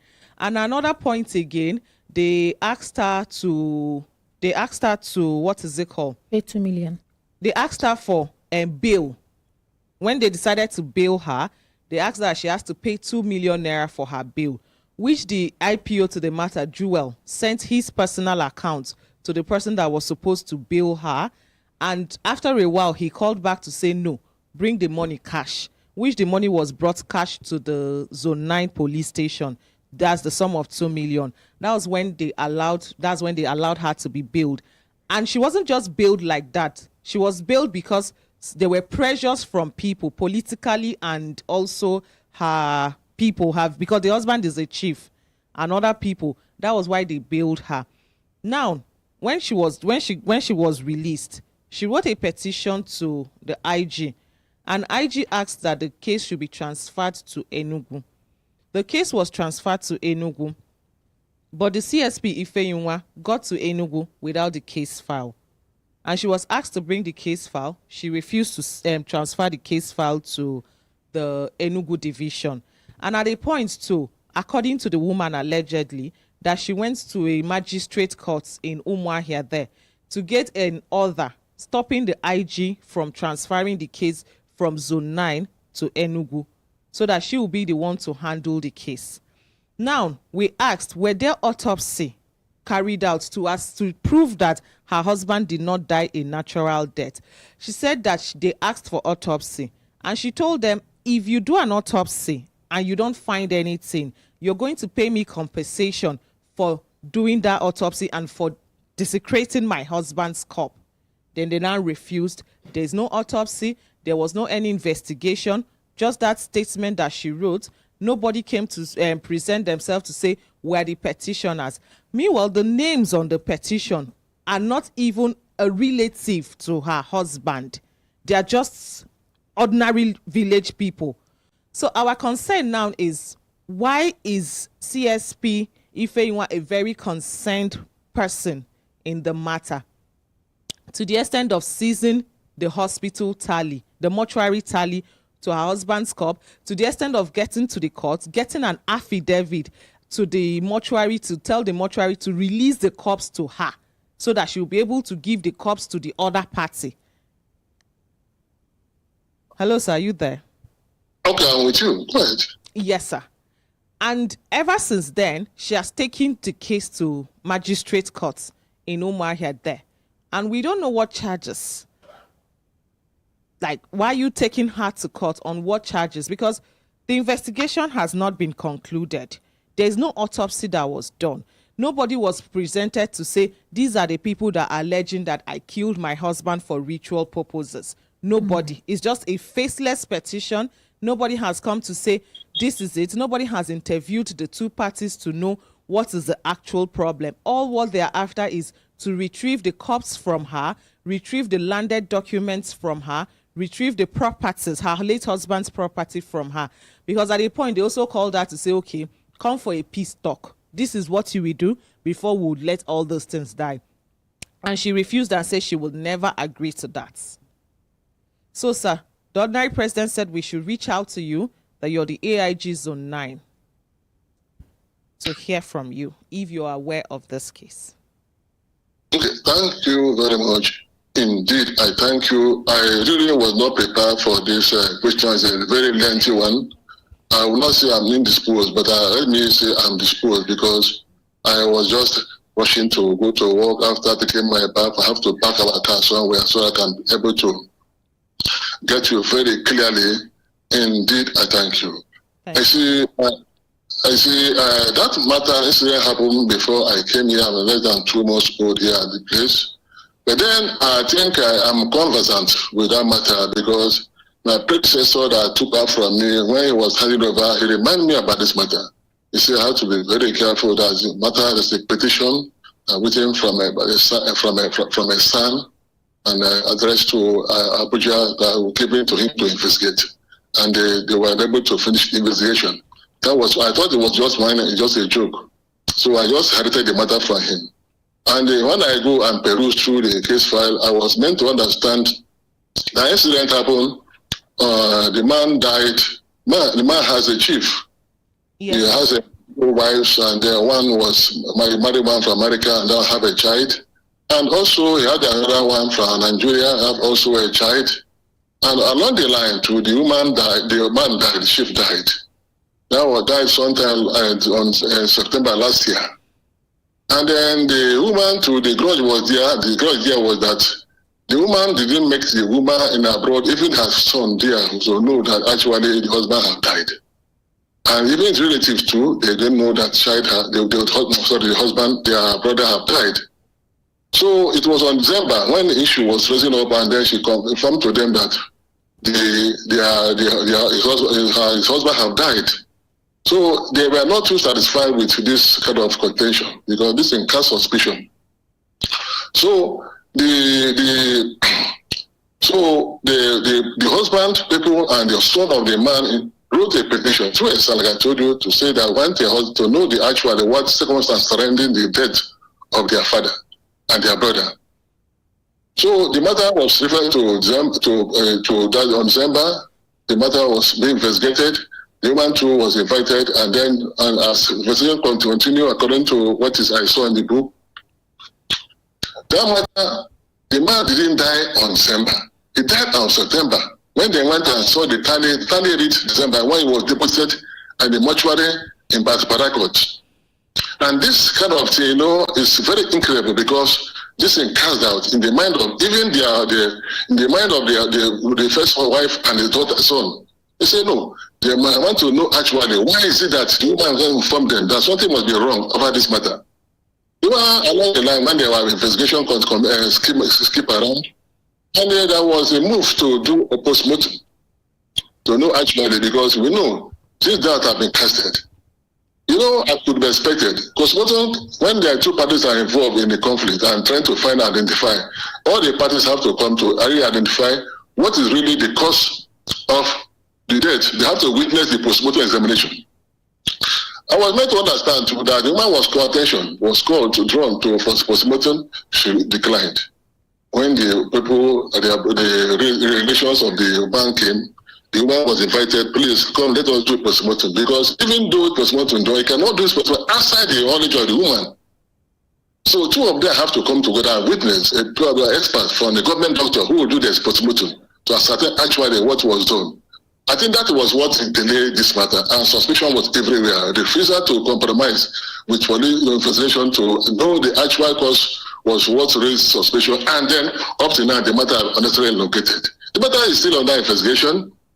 Yes, it's still under investigation. I'm not even aware of the matter because was charged to court. I'm not really aware, and I don't think the matter too was charged to court. What I know, because what I know is that, sorry. What I know, because a matter of this kind, a matter of small interest, as established, even though it may not really go to court fiat, what you will do is to take it to DPP for that advice to know whether they will continue or not continue, because it's then that will give an expert opinion whether this matter merited what they are doing. Yes, so we cannot rush to court ab initio. It has to go to DPP, who ordinarily will give an expert opinion. So this matter is honestly, like I told you, like I'm saying, because this is the point I was only on the matter, is wrapped with doubt, because the circumstantial evidence surrounding admits doubt on the circumstance surrounding the death of the man. So I think at this point, this is relevant to elongate so that I can help people some other questions. But really, it didn't happen during my time, and like I told you, I was handling the matter, and then I have to look in inwardly and see what's really going on. Sister, I don't know the angle you're coming from. I want to say thank you very much. Okay, sir. Thank you very much, AIG. And unfortunately, there are still loopholes to your explanations, which I have some questions towards that. I will start with pertaining with the autopsy. She said it was at the police station she was told about, or they were discussed about the autopsy, and she told them that, like I said before, if you should conduct an autopsy and see that nothing happened to him, that he died a natural death, we will be compensated. And that was when the police now said, okay, since that it is, let's forget about autopsy. Nobody has come up before now to say, oh, we need to conduct an autopsy and everything. All what the policewoman was saying, the CSP Fenwa was saying, was that bring the cops to the police station, which sounded somehow to us like, how will you ask her to bring her husband's corpse to the police station? Rather, we thought it was the police that was going to ask for, okay, get your pathologist, whoever that is not okay with the way he died, get your pathologist, let an autopsy be conducted, and let's see how it goes. And another thing again, sir, I was saying about the bill. She paid 2 million naira for her bill. And after then, the IPO said, in her own words, that the IPO said to them, this 2 million naira you paid for your bill is only for the CSP Ifeyinwa, that she didn't give us shishi. So for us to let you go, you have to give us 500,000 for our own pockets, allegedly. But there are evidence to show, or there are proof to show that the jewel sent his account number for the 2 million naira bill. Then, yes, sir. Then another one is that the case has actually been transferred to Enugu for further investigation. But according to her also, allegedly, she said that CSP Ifeyinwa has refused to transfer the case file to the Enugu AIG or so to take it up from there. Rather, they've been looking for them all over to charge them to court. Now, we're now asking, on what charges are you sending it to court, since investigation is still ongoing?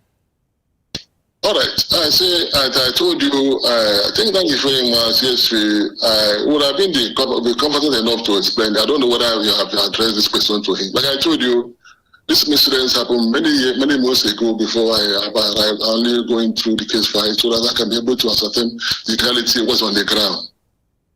Yes, I see many insinuation comes about if somebody plan to kill somebody, I call it a dog. I wouldn't know what really happened. It just had to be investigated because the police authorities are against this kind of demands, unnecessary demands. And I cannot condemn anybody because I only see a way that when they don't get bad name and destroy the death. Of course, what do you expect? When things go in this way now, people have to put some isolation allegations to put somebody and rope somebody into trouble. But then, These things are things we are not carried by emotion or by passion. Everything we do is based on fact, not fancy. We don't base on fancy, we base on fact on the ground. Because I know all I know since I've been doing this job that Ben is just free. Ben, all I know, and I've been on this system almost 20 years ago. I joined this job. We have been on it. Clean officer, I breached over this freeing of bail as stipulated by law. But if someone will come and then try to rope somebody, do and that, so that you can be able to call the dog a bad name and destroy the dog, when that's only for him to go and prove, that has to be investigated.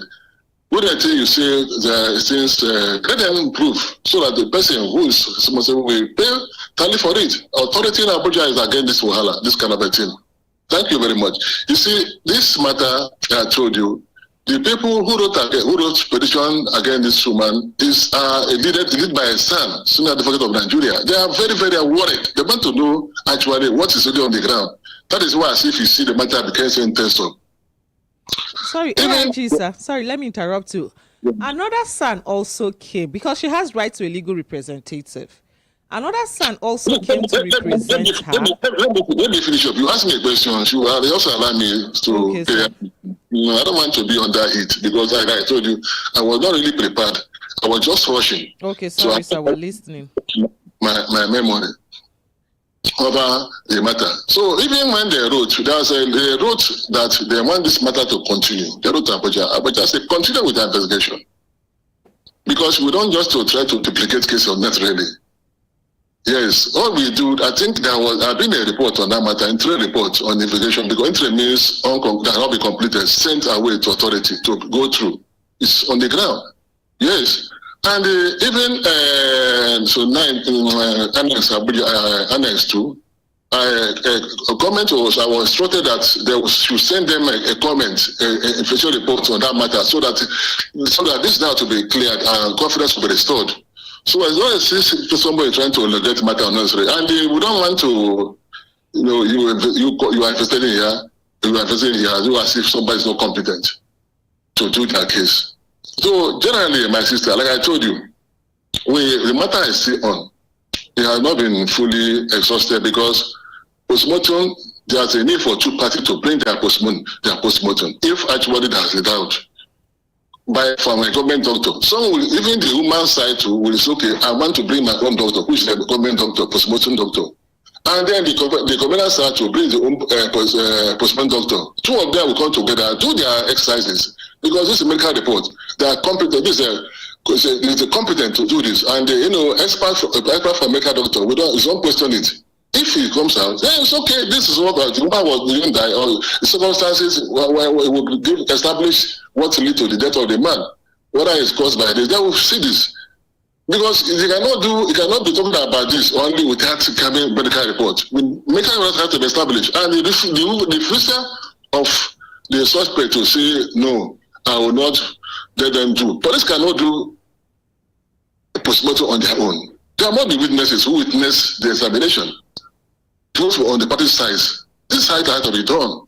That is why I say the matter has not been concluded. It's only concluded whereby it's completed only when they have completed the postmortem. Then we know the truth. From there, we have the basis to do whatever they want to do.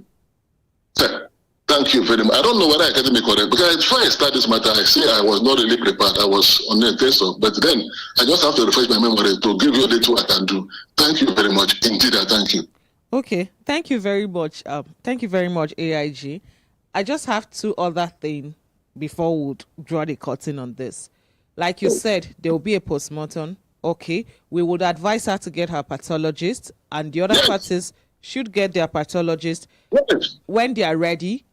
They will go for an autopsy, and we would wait for the autopsy result. Since you said the investigation is going on, we would advise her to get a pathologist. And when the other party is ready for their own pathologist, autopsy will be carried on, and we'll wait for the results. Then, another thing again, AIG, the 2.5 million naira bill. Sister, you see, let me tell you one thing. I really tense up because I'm really in a crossroad. We would, okay, you know what, sir? We would send you a screen munch of a message from the IPO Jewel, sending his account number in respect to that 2 million naira bill? Maybe we could start from there. Okay, you see, let me tell you one thing. I think those boys now was meant. I think they are under the room trial. Police has a system of doing things, a very way and hard to do investigate. That woman accused, and then that matter is undergoing police trial. Yes, police on the room trial by the AIG Anes Inugu. I think they should complain to her there. And the woman, I fed them to do the investigation. I think the police were detained there and undergoing investigation. So by the time when everything finished, then we can come out and clear whoever that must done this kind of a decision. But all the same, nothing happened without serious consequences. If it happens as a complaint, the matter right now is undergoing on the room trial by the AIG, so Anes Inugu. Okay, so after the Odilum, she will get her 2 million back.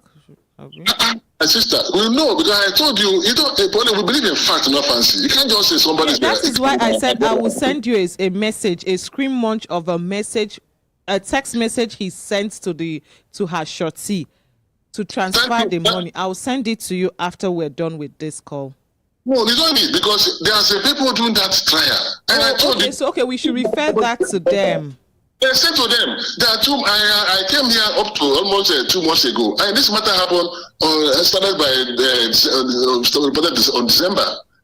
Incident happened on September last year. She was adopted this year, February. She was adopted this February this year, sir, by the police. I don't think that was abduction, because I think it was really police doing their legitimate duty, trying to go and do their investigation. Sir, she wasn't properly invited. Yes. Over 10 men into her house. In case of murder, reported by murder, you don't just say, okay, you have to be thorough. I don't agree with you because I say kidnapping. Kidnapping is different from this. You know, the offense of kidnapping, a situation whereby people came. Then okay, sir, let me explain why I use the word adoption, or why we're using the word adoption. I believe that we were meant to know that if a police is going for arrest in another location outside their jurisdiction, they are meant to report to the command to say, we are here to do so thing, with a written letter signed by the superior officer of the jurisdiction where they're coming from. Absolutely. And when that arrest has been made, they will still take the person back to that senior police officer of the location where they are going to say, we have made the arrest and this is the person. So we are now leaving your jurisdiction to our jurisdiction. Now, in this situation, she was taken the way she was taken. Over 10 men took her. And now they took her to a divisional level, to a DPO. And according to her, she said that they refused to even bring her down from the car. She was the one that insisted.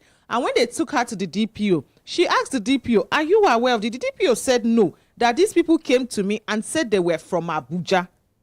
And this is what, and they left. And the DPO told her that my hand no deal, according to them. I'm quoting her verbatim now. That the DPO said, my hand no deal, I don't know anything. No. They say they come from Abuja. And that's how they took her away that day. And that's why we're using the word adoption. Because all these things were not, all this process were not followed. She was never invited. There was never a call put across to her. All she saw was 10 policemen without uniform, on mufti, with heavy guns in her house, broke into her glass, broke the glass of her house, opened her car, took her handbag, took everything she had, now put her on handcuffs, and now left with her. After beating up her security man and disabling her cameras, because she said she had cameras in her house, on the fence of her house, disabling it, beating up her security man, seizing his phones. So that's why we use the word adoption. Okay, sister, thank you very much. Like I told you, I wish I would have been on the ground to know, AIG who are on the ground to know exactly all the information you're passing me to. Police has a process. We don't do things like a hearted matter. Before one goes to anywhere, there must be order from the authority. Let me finish my memory. This happened in December.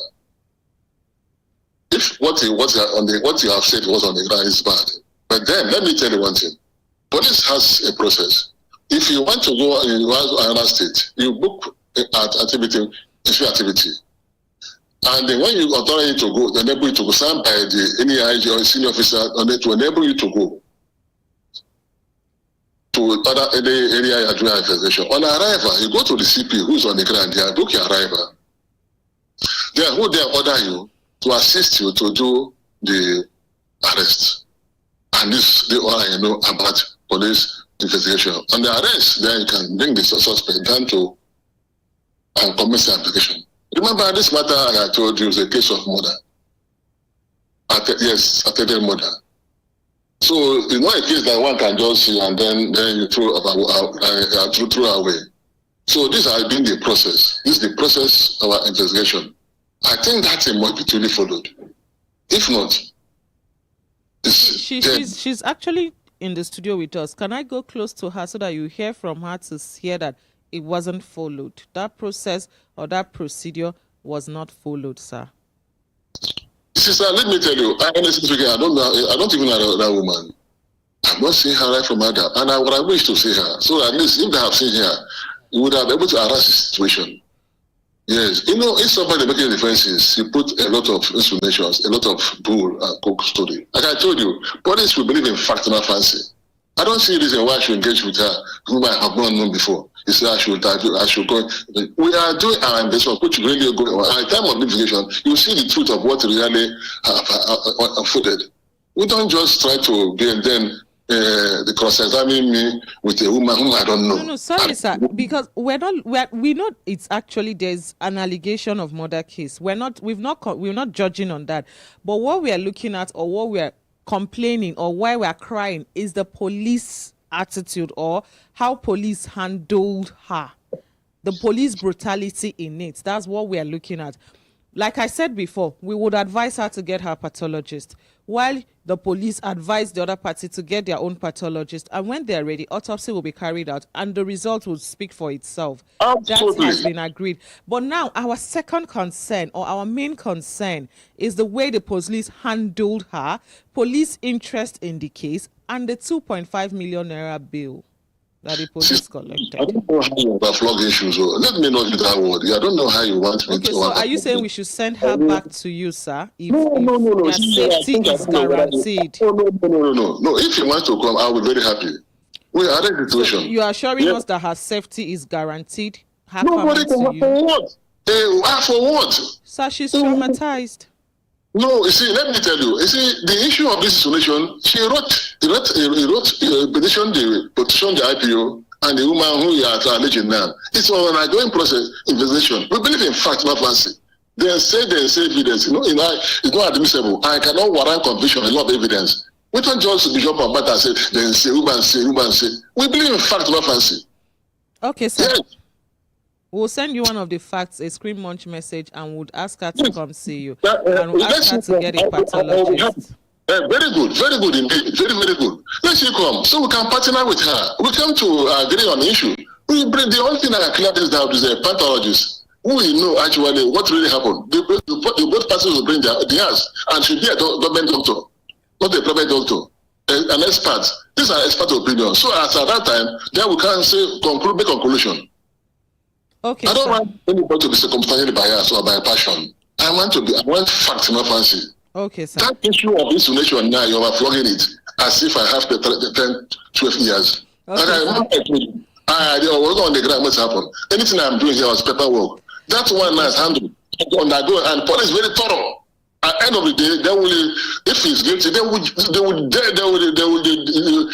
be dealt accordingly within the ambit of the law. Okay, so this man now is the one on the ground. So please, I don't want you to be circumstantially biased. I want to get right about this issue. No, we're not, sir. Like you rightly said, you said Odili room trial is already going on in Enugu Annex. Okay, sir. Exactly. Okay, sir. We will advise her, like we said. She will get a pathologist, and she would also come see you face to face, and you would get a first-hand information from her experience. Very good. And Thank you very much. Shelty would also say his own experience with the policemen. Very good. So we round up everything and do a comprehensive report about the matter. Right now we are just giving interim report. But we don't try to go without having This is on the So ground. our mind is at rest now that the matter has not been charged to court. That is No. You cannot do our that. mind is at rest now, sir. And our Thank mind you. is also at rest that the investigation is still ongoing and there's an Ongoing. delirium trial for their conduct that is holding in Enugu Annex. Yes, very Okay, good. sir. Okay, sir. Our mind is at rest that we're hearing it from you, sir. Sir, please, Thank can you. you introduce yourself properly? Because I only know you as AIG Zone 9. I think we have finished all this. I'm AIG. Just your name. Just your name. I know you as AIG Zone 9, sir. Okay, I'm Kanayo, AIG Kanayo Uzebo, PSC Daga. Thank you. You said Please, let's appreciate Thank it. you very much, sir. Daga means We I am appreciate you. Thank you for your time. Thank you. Thank you, sir. Thank you. Please, let's appreciate Barrister Pamela.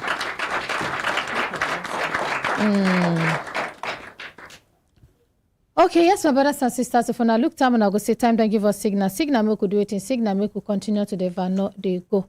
Yes, we go, since the AIG don't talk, we go leave the matter like that, just like waiting in talk. Let's see how the autopsy is going to work out. Yes. All right. Yes, and we'll hold him for his word that Yes. they should come so that he will listen to them and be more, like, have more knowledge about the whole thing. And investigation is still ongoing. So, madam, you have to put your mind at rest. Nobody has charged it to court according to the AIG Zone 9. Investigation is still ongoing. And please get a pathologist. Okay. Okay. Yes. Madam, Uh, my advice, just hold on for now, okay? Hold on for now. Don't say a word again, please. All right? We'll discuss with you Okay. after the program. okay. Okay? Okay. Yes, thank you. Please collect the microphone. Thank you. Let's appreciate her. Barrister Pamela, you remember last week, you get one matter where one Madam Blessing carry come about one man wey she and do investment. So the investment no work well. And our ordinary president even called during the program, he called engage the man. So promise they say we go call the man today. He go tell us when he go pay this woman her money. And our barrister waiting for UK barrister Tinubu, say in they bereaved. He lost him mama, he did bereaved, but still he called into the program. He talks, say make him, you want connect with this man. As that time when we call the man talks, say he no get work, nothing, how you go take pay this woman. Barrister Tinubu say make he come, they go know how they go take, talk, discuss, and work go come for him, so that he will go pay this woman her money. Make we hear from the man, because we promised we were going to call him today. That now Mr. Harrison, right, Barrister Pamela? Yes, ma'am. Okay, Harrison Duru. Harrison Duru. So If we're I'm going not to call mistaken. Mr. Harrison Duru to hear from him. He's going to tell us when he go pay Madam Blessing her money.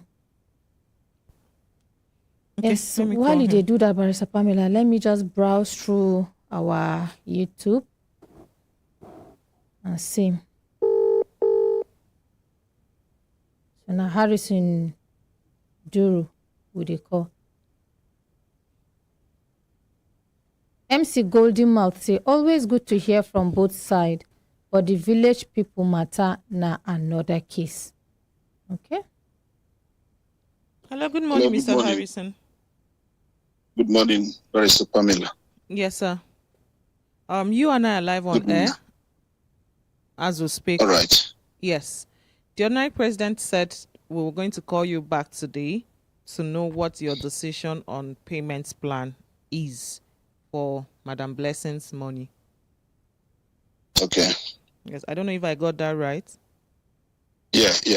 Okay, sir. Good morning, Brekete family. Good morning, sir. Before I proceed with a few things I intend saying, I just want to use this opportunity to appreciate Barrister Adebawole Tinubu, the Brekete ambassador from London.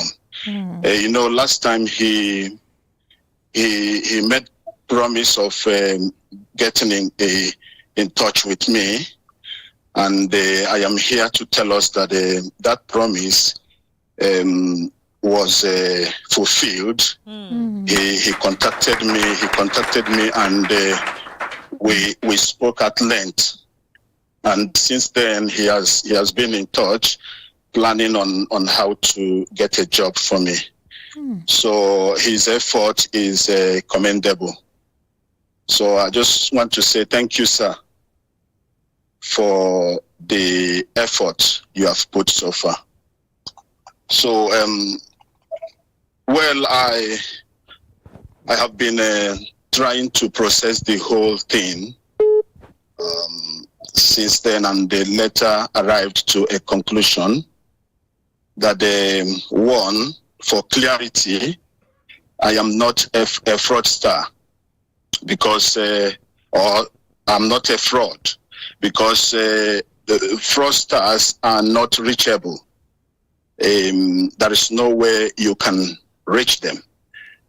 Since all this while, Blessing has been contacting me, even sending me text messages of the alert she received all this while. So even December, she contacted me as well. So I believe that there are people who are instigating what she is doing, and the same people that mocked me and spoke ill against me after 9 years of childlessness. But God later shamed all of them. So I did not kill anyone. I did not steal from anyone. Rather, it was some challenges that I had in the course of this business that brought about all this. So I've never intended to owe Blessing, nor ever denied owing her. So maybe some people did not know that since 2022, she has been receiving money from me every 3 months. And at a point, I, on my own, decided to increase the money even without her consent. And we remember the ordinary president made mention of me calculating all the money sent to her. And I'm here now to tell us that the total money amounted to 4.1 million. So since I am now to be given the money in euro, I have put so many things into consideration. One, I wouldn't want to default any agreed payment. Two, I need to know how to be sending the euro to her. Then three, is a kind of appeal. I prefer to be sending the receipt to Barrister Adebawole Tinubu and the Barrister Pamela for record purposes. Then lastly, I resolved to be sending 100 euro monthly to her. If things get better, God knows that I wouldn't hesitate to increase it, even without anybody asking me to do that. So thanks immensely for the audience given to me. That's Okay. about 5 years. Okay, sir. I think we should put Madam Blessing on call to know if she's okay with your demands, because it's not. Yeah, I thought the ordinary president said after me saying what I intend to do, then you guys would then come with a decision or a conclusion on the matter. Yes, that's why the conclusion is to ask her if she's okay with what you just presented. It's our own is just to sit and mediate while two of you agree to come to a terms on how to settle. Okay, ma. Yes, sir. So the part of sending the receipt to Barrister Ambassador Tinubu and it's not a problem. It's okay. You send the receipt to us then, but the part of sending her 100 euros monthly, we have to ask her. Okay. If she's okay by that. So How much in total are we talking about now? We're still on the 50,000 euros, or? Yeah, because me and her money are in 16.5 million. But since I am being asked to pay the money in euro, I think for peace to reign, I have no objection. So rather than to tell the world that indeed I am ready and I am willing to give her the money, which already I've started. Just that she wasn't updating people. Like, for instance, Father Godwin wasn't even aware that since 2022, I've been paying her. She was the one who contacted me and told me that she wanted the payment to be stable every 3 months. And the both of us arrived to 250K every 3 months. And at a point, I decided to make it 300K without even, and when she received it, she didn't even, only the text message says, alert received, thanks. Had it been the money reduced to 200, it would have become a problem. So, but I was doing it not because of any human being, but because of God, because I know that the karma is still visiting people. So that was why I was doing all these things for God to bear me witness that somebody rang me and said that had it been you were giving her 50,000 naira every month, I wouldn't have blamed you. And when I told her, look, I've been giving her money since 2022, he was even surprised. So she wasn't updating people. I think that is where the whole issue came up. Okay, thank you sir. so much. Let me just put her on call. Let me just add her to this call, sir. Thank you. Okay, so Barrister Pamela is going to add Madam Blessing on the call so that we can hear from Madam Blessing. But by our calculation, if he's going to pay 100 euros, which means he'll spend about 50 years paying her money. How old is he, please? And 50 years from now. So when is that? 50 years from now will be 2075. That is when he'll stop paying the money. Please, let's be reasonable now. Now, crayfish money be 100 euros every month. Close to 50 years, that is when he will stop paying her this money. Who knows whether he'll be alive till that time? Who knows whether she'll be alive till that time? Who knows whether we will be alive till that time? We cannot predict the future. Please, let it not sound as if we are joking in this program. What is 100 euros every month? I'm not sure he will tell the ordinary president that 100 euros every month.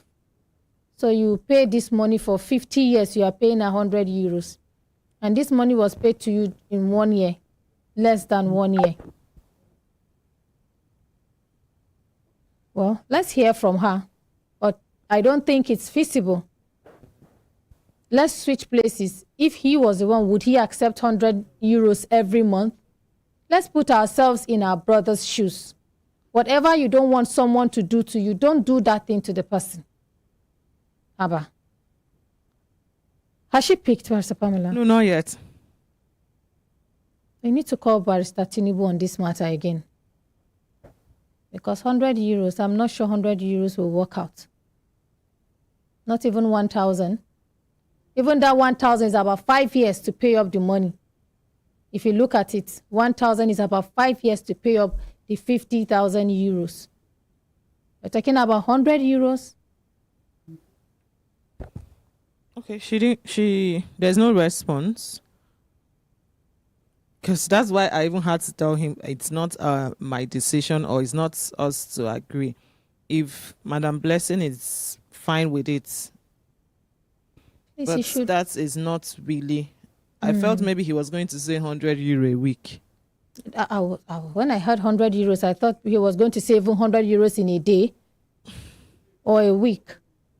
Assuming you get a job and they are paying you, let's say 2,500, 5,000 euros, you can afford to pay her 2,500 euros and then you hold 2,500 euros. That way, in 2 years, you've paid her 50,000 euros, about 100 euros. Come on, we are not joking now.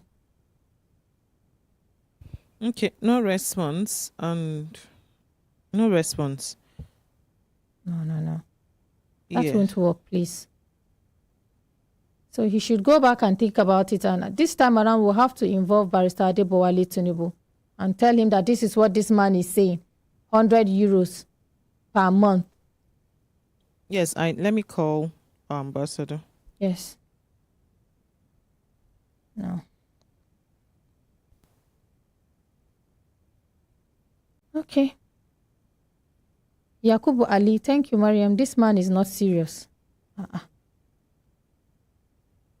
As Said say he must be compelled to pay it completely within 2 years. Hello. Hello, Ambassador. Pamela. Good morning, sir. Morning, Pamela. Yes, we reached out to Mr. Harrison. Yeah. Yes, he appreciated your efforts and he said we should thank you for that. And Okay. he said his payment plan is 100 euros a month. Okay. I hear that. Okay. Yes, and Okay, I let tried me- reaching let out me- to Madam Blessing. Let me explain. Let me explain something to you that is applicable here in London and is not applicable in Nigeria. Literally, if this case goes to court, but he has intention of paying. It's not saying it's not gonna pay. So you have that intention of paying, and that is we call something affordability when you owe. So they need to check affordability. We need to put some things in place as well. We need to put this in place. So you need to pay rent. You need to feed. You need to close the children as well. clear? So we need to put those things in places as well. So even sir, if can the you- case goes to court, Let's ask there, Jessica. even if is the the case voice goes clear? to court, so based on the It's not clear, affordability, that is Aisha, what please the help us judge ask them, is the voice will clear? rely on. So whatever he wants to do now, if he wants to start with the 100, let us embrace that. Let us from him first, so that we going forward, it can be increased. Let us embrace and let's see how we can go about this, so that subsequently we can increase that. But initially, let us start and we don't get him. At least we got him now, so that he's willing to do something. So let us embrace that and where we can go from there. So subsequently we can review that and we can talk about that. So the job aspect of it is total money cannot be more than 1,200, 1,300 pounds a month. So they're gonna pay rent and all those stuff like that. So we need to put those things in places. I've spoken to him, we talk at length more than 3 hours. So I've put some things forward as well. So I'm don't ask him to raise it more than that. But when I look at the whole scenario, so it's like I'm not sure he's going to be able to It's do not that. clear, right? So, but initially, let us see. Is it the mic? Let, Yes. The mic. Give me another mic. So Sorry, sir. I need Yeah. the mic. Let Maybe me he check. should 1 position. minute. He should position the speaker close to him. Sorry, can you position your speaker very well? It's not really clear. okay. How about now? I said, let us start and see where we can get to. Let's start with that commitment. Before, initially, we were looking for him, but we couldn't get him. Now we have gotten him. So the initial thing that he's saying now, let us embrace that. So based on the availability, that is why I agree with him on that. So subsequently, the way the things are going, at least I'll be monitoring him. So we'll be communicating more often, then we can take it up from there. Okay, sir. But we still need to tell him to. Okay, maybe we should just wait while he starts a job, like you said, and Exactly. now take it up Yes. from there. Exactly. Let us allow him to get a job, and whatever he wants to be paying now, let him start it. At least the intention is there now. We found them, so it's not like we are still looking. What if we are still looking for him? We couldn't find them. So at least since we found them, let's start with this. So subsequently, then we can follow up on that. Okay, sir. All right. Thank Okay, you then, very thank much, you. sir. Thank you. Okay then. All right then. All right. Bye-bye.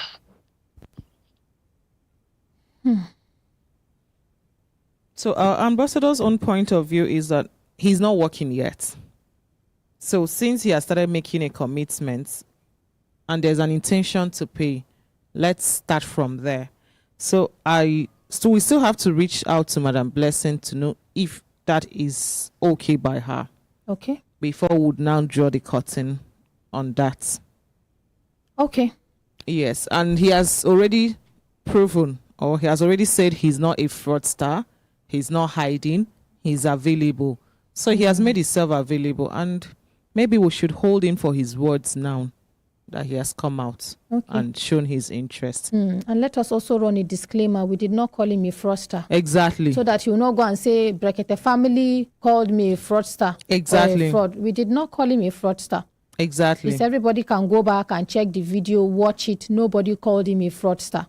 Exactly. That was never mentioned. It was never mentioned. She only said that she doesn't know his whereabouts. Yes. And he doesn't pick her calls. Yes. And even the priest that wrote the agreement doesn't know his whereabouts. He has tried reaching him.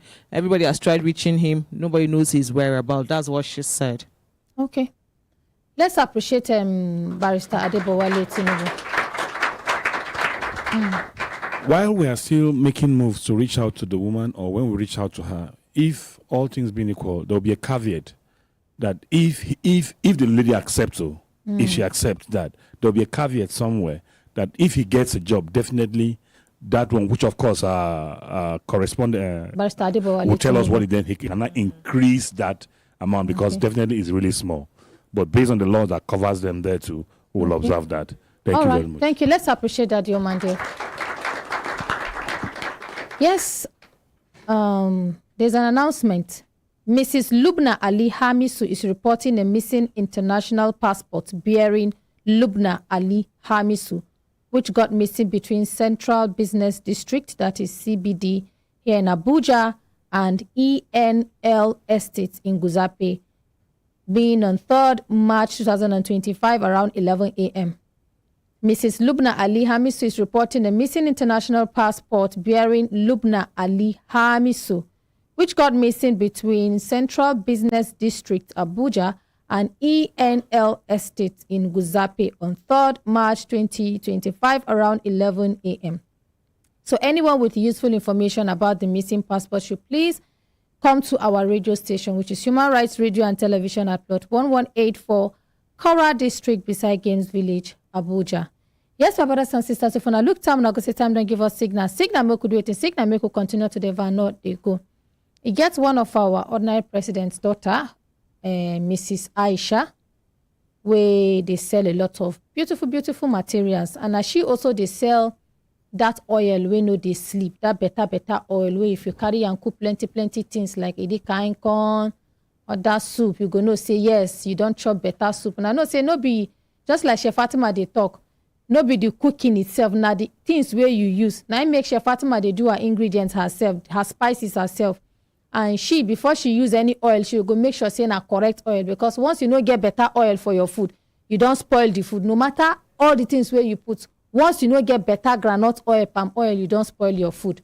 So make we hear from Aisha.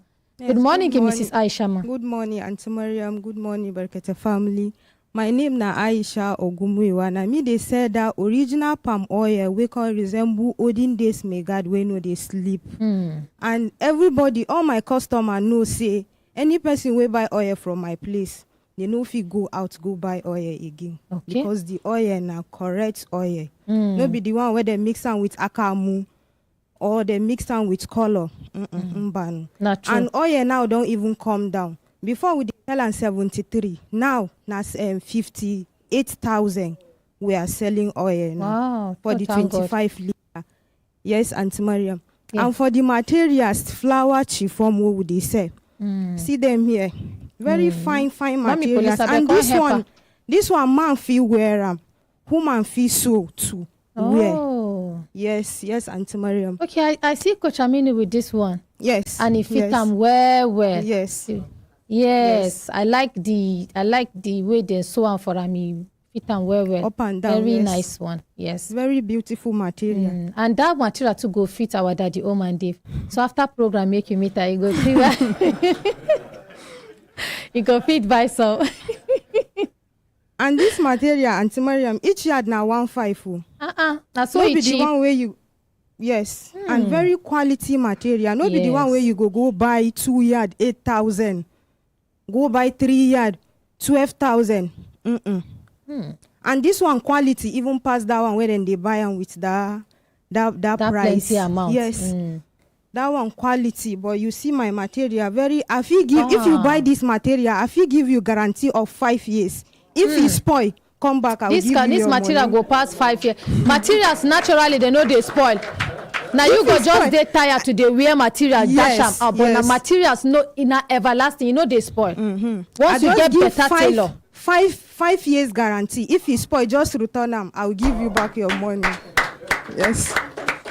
And the phone number to call now 070 54 another 54 00 69. The number again to call now 070 54 another 54 00 69. Thank you, Auntie Thank Maria. you, Aisha. Yes, Abeg, make una give Mr. Elemi make he tell us about in training, the one where they come. Good morning, Auntie Miriam. Good morning, Good morning, Brekete family. Morning. You where they complain say you not get work. Come learn how to do stamp concrete floor. Because they sell very well. Because people don't they run away from those old ones. They say they grow grass, they grow spirogyra, and they sack where we get heavy traffic. So now they train people on how to do stamp concrete floor, and also how to do 3D graphic floor, and also how to change your wood into marble. So for people that are interested about our training, where Kaduna only come up on the 22nd to 24th, and the fee for the training na 30,000 naira. And Abuja only come up on the 29th to 31st. So you want to attend Kaduna own, you go send KD as message to this number where I go call. And those will go attend Abuja own, you go send ABJ to this phone number where I go call on WhatsApp, on text message, or you can also call us. For those who are interested to learn how to do stamp concrete floor, 3D graphic floor, and also how to change your wood into marble. So the number now 070 31 63 32 97. For people who are interested to learn how to change your wood into marble, and also how to do stamp concrete floor and 3D graphic floor, where our Kaduna training they come up on the 22nd to 24th, and you go see they're interested about the training.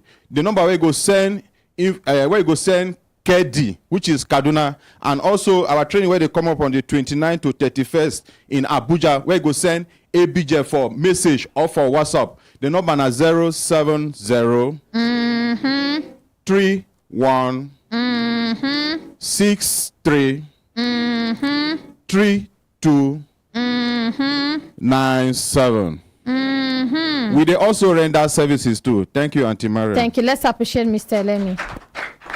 Yes, my brothers and sisters, if I look time, when I go say time, don't give us signal. Signal make we do it in signal, make we pack kayak commode for studio.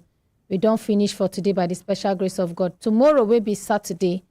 We now go see how we go connect with our people with the diaspora, because tomorrow na their day. We want specially thank our daddy, the ordinary president, for this beautiful platform. We pray, say, God Almighty will continue to give him in own grace. God will continue to protect him. And God will bless this organization and make the organization grow from strength to strength. Amen. My name now Mariam Umbaka. On behalf of the ordinary president, to be the voice of the voiceless, the father of the fatherless, I dey say, una waiting.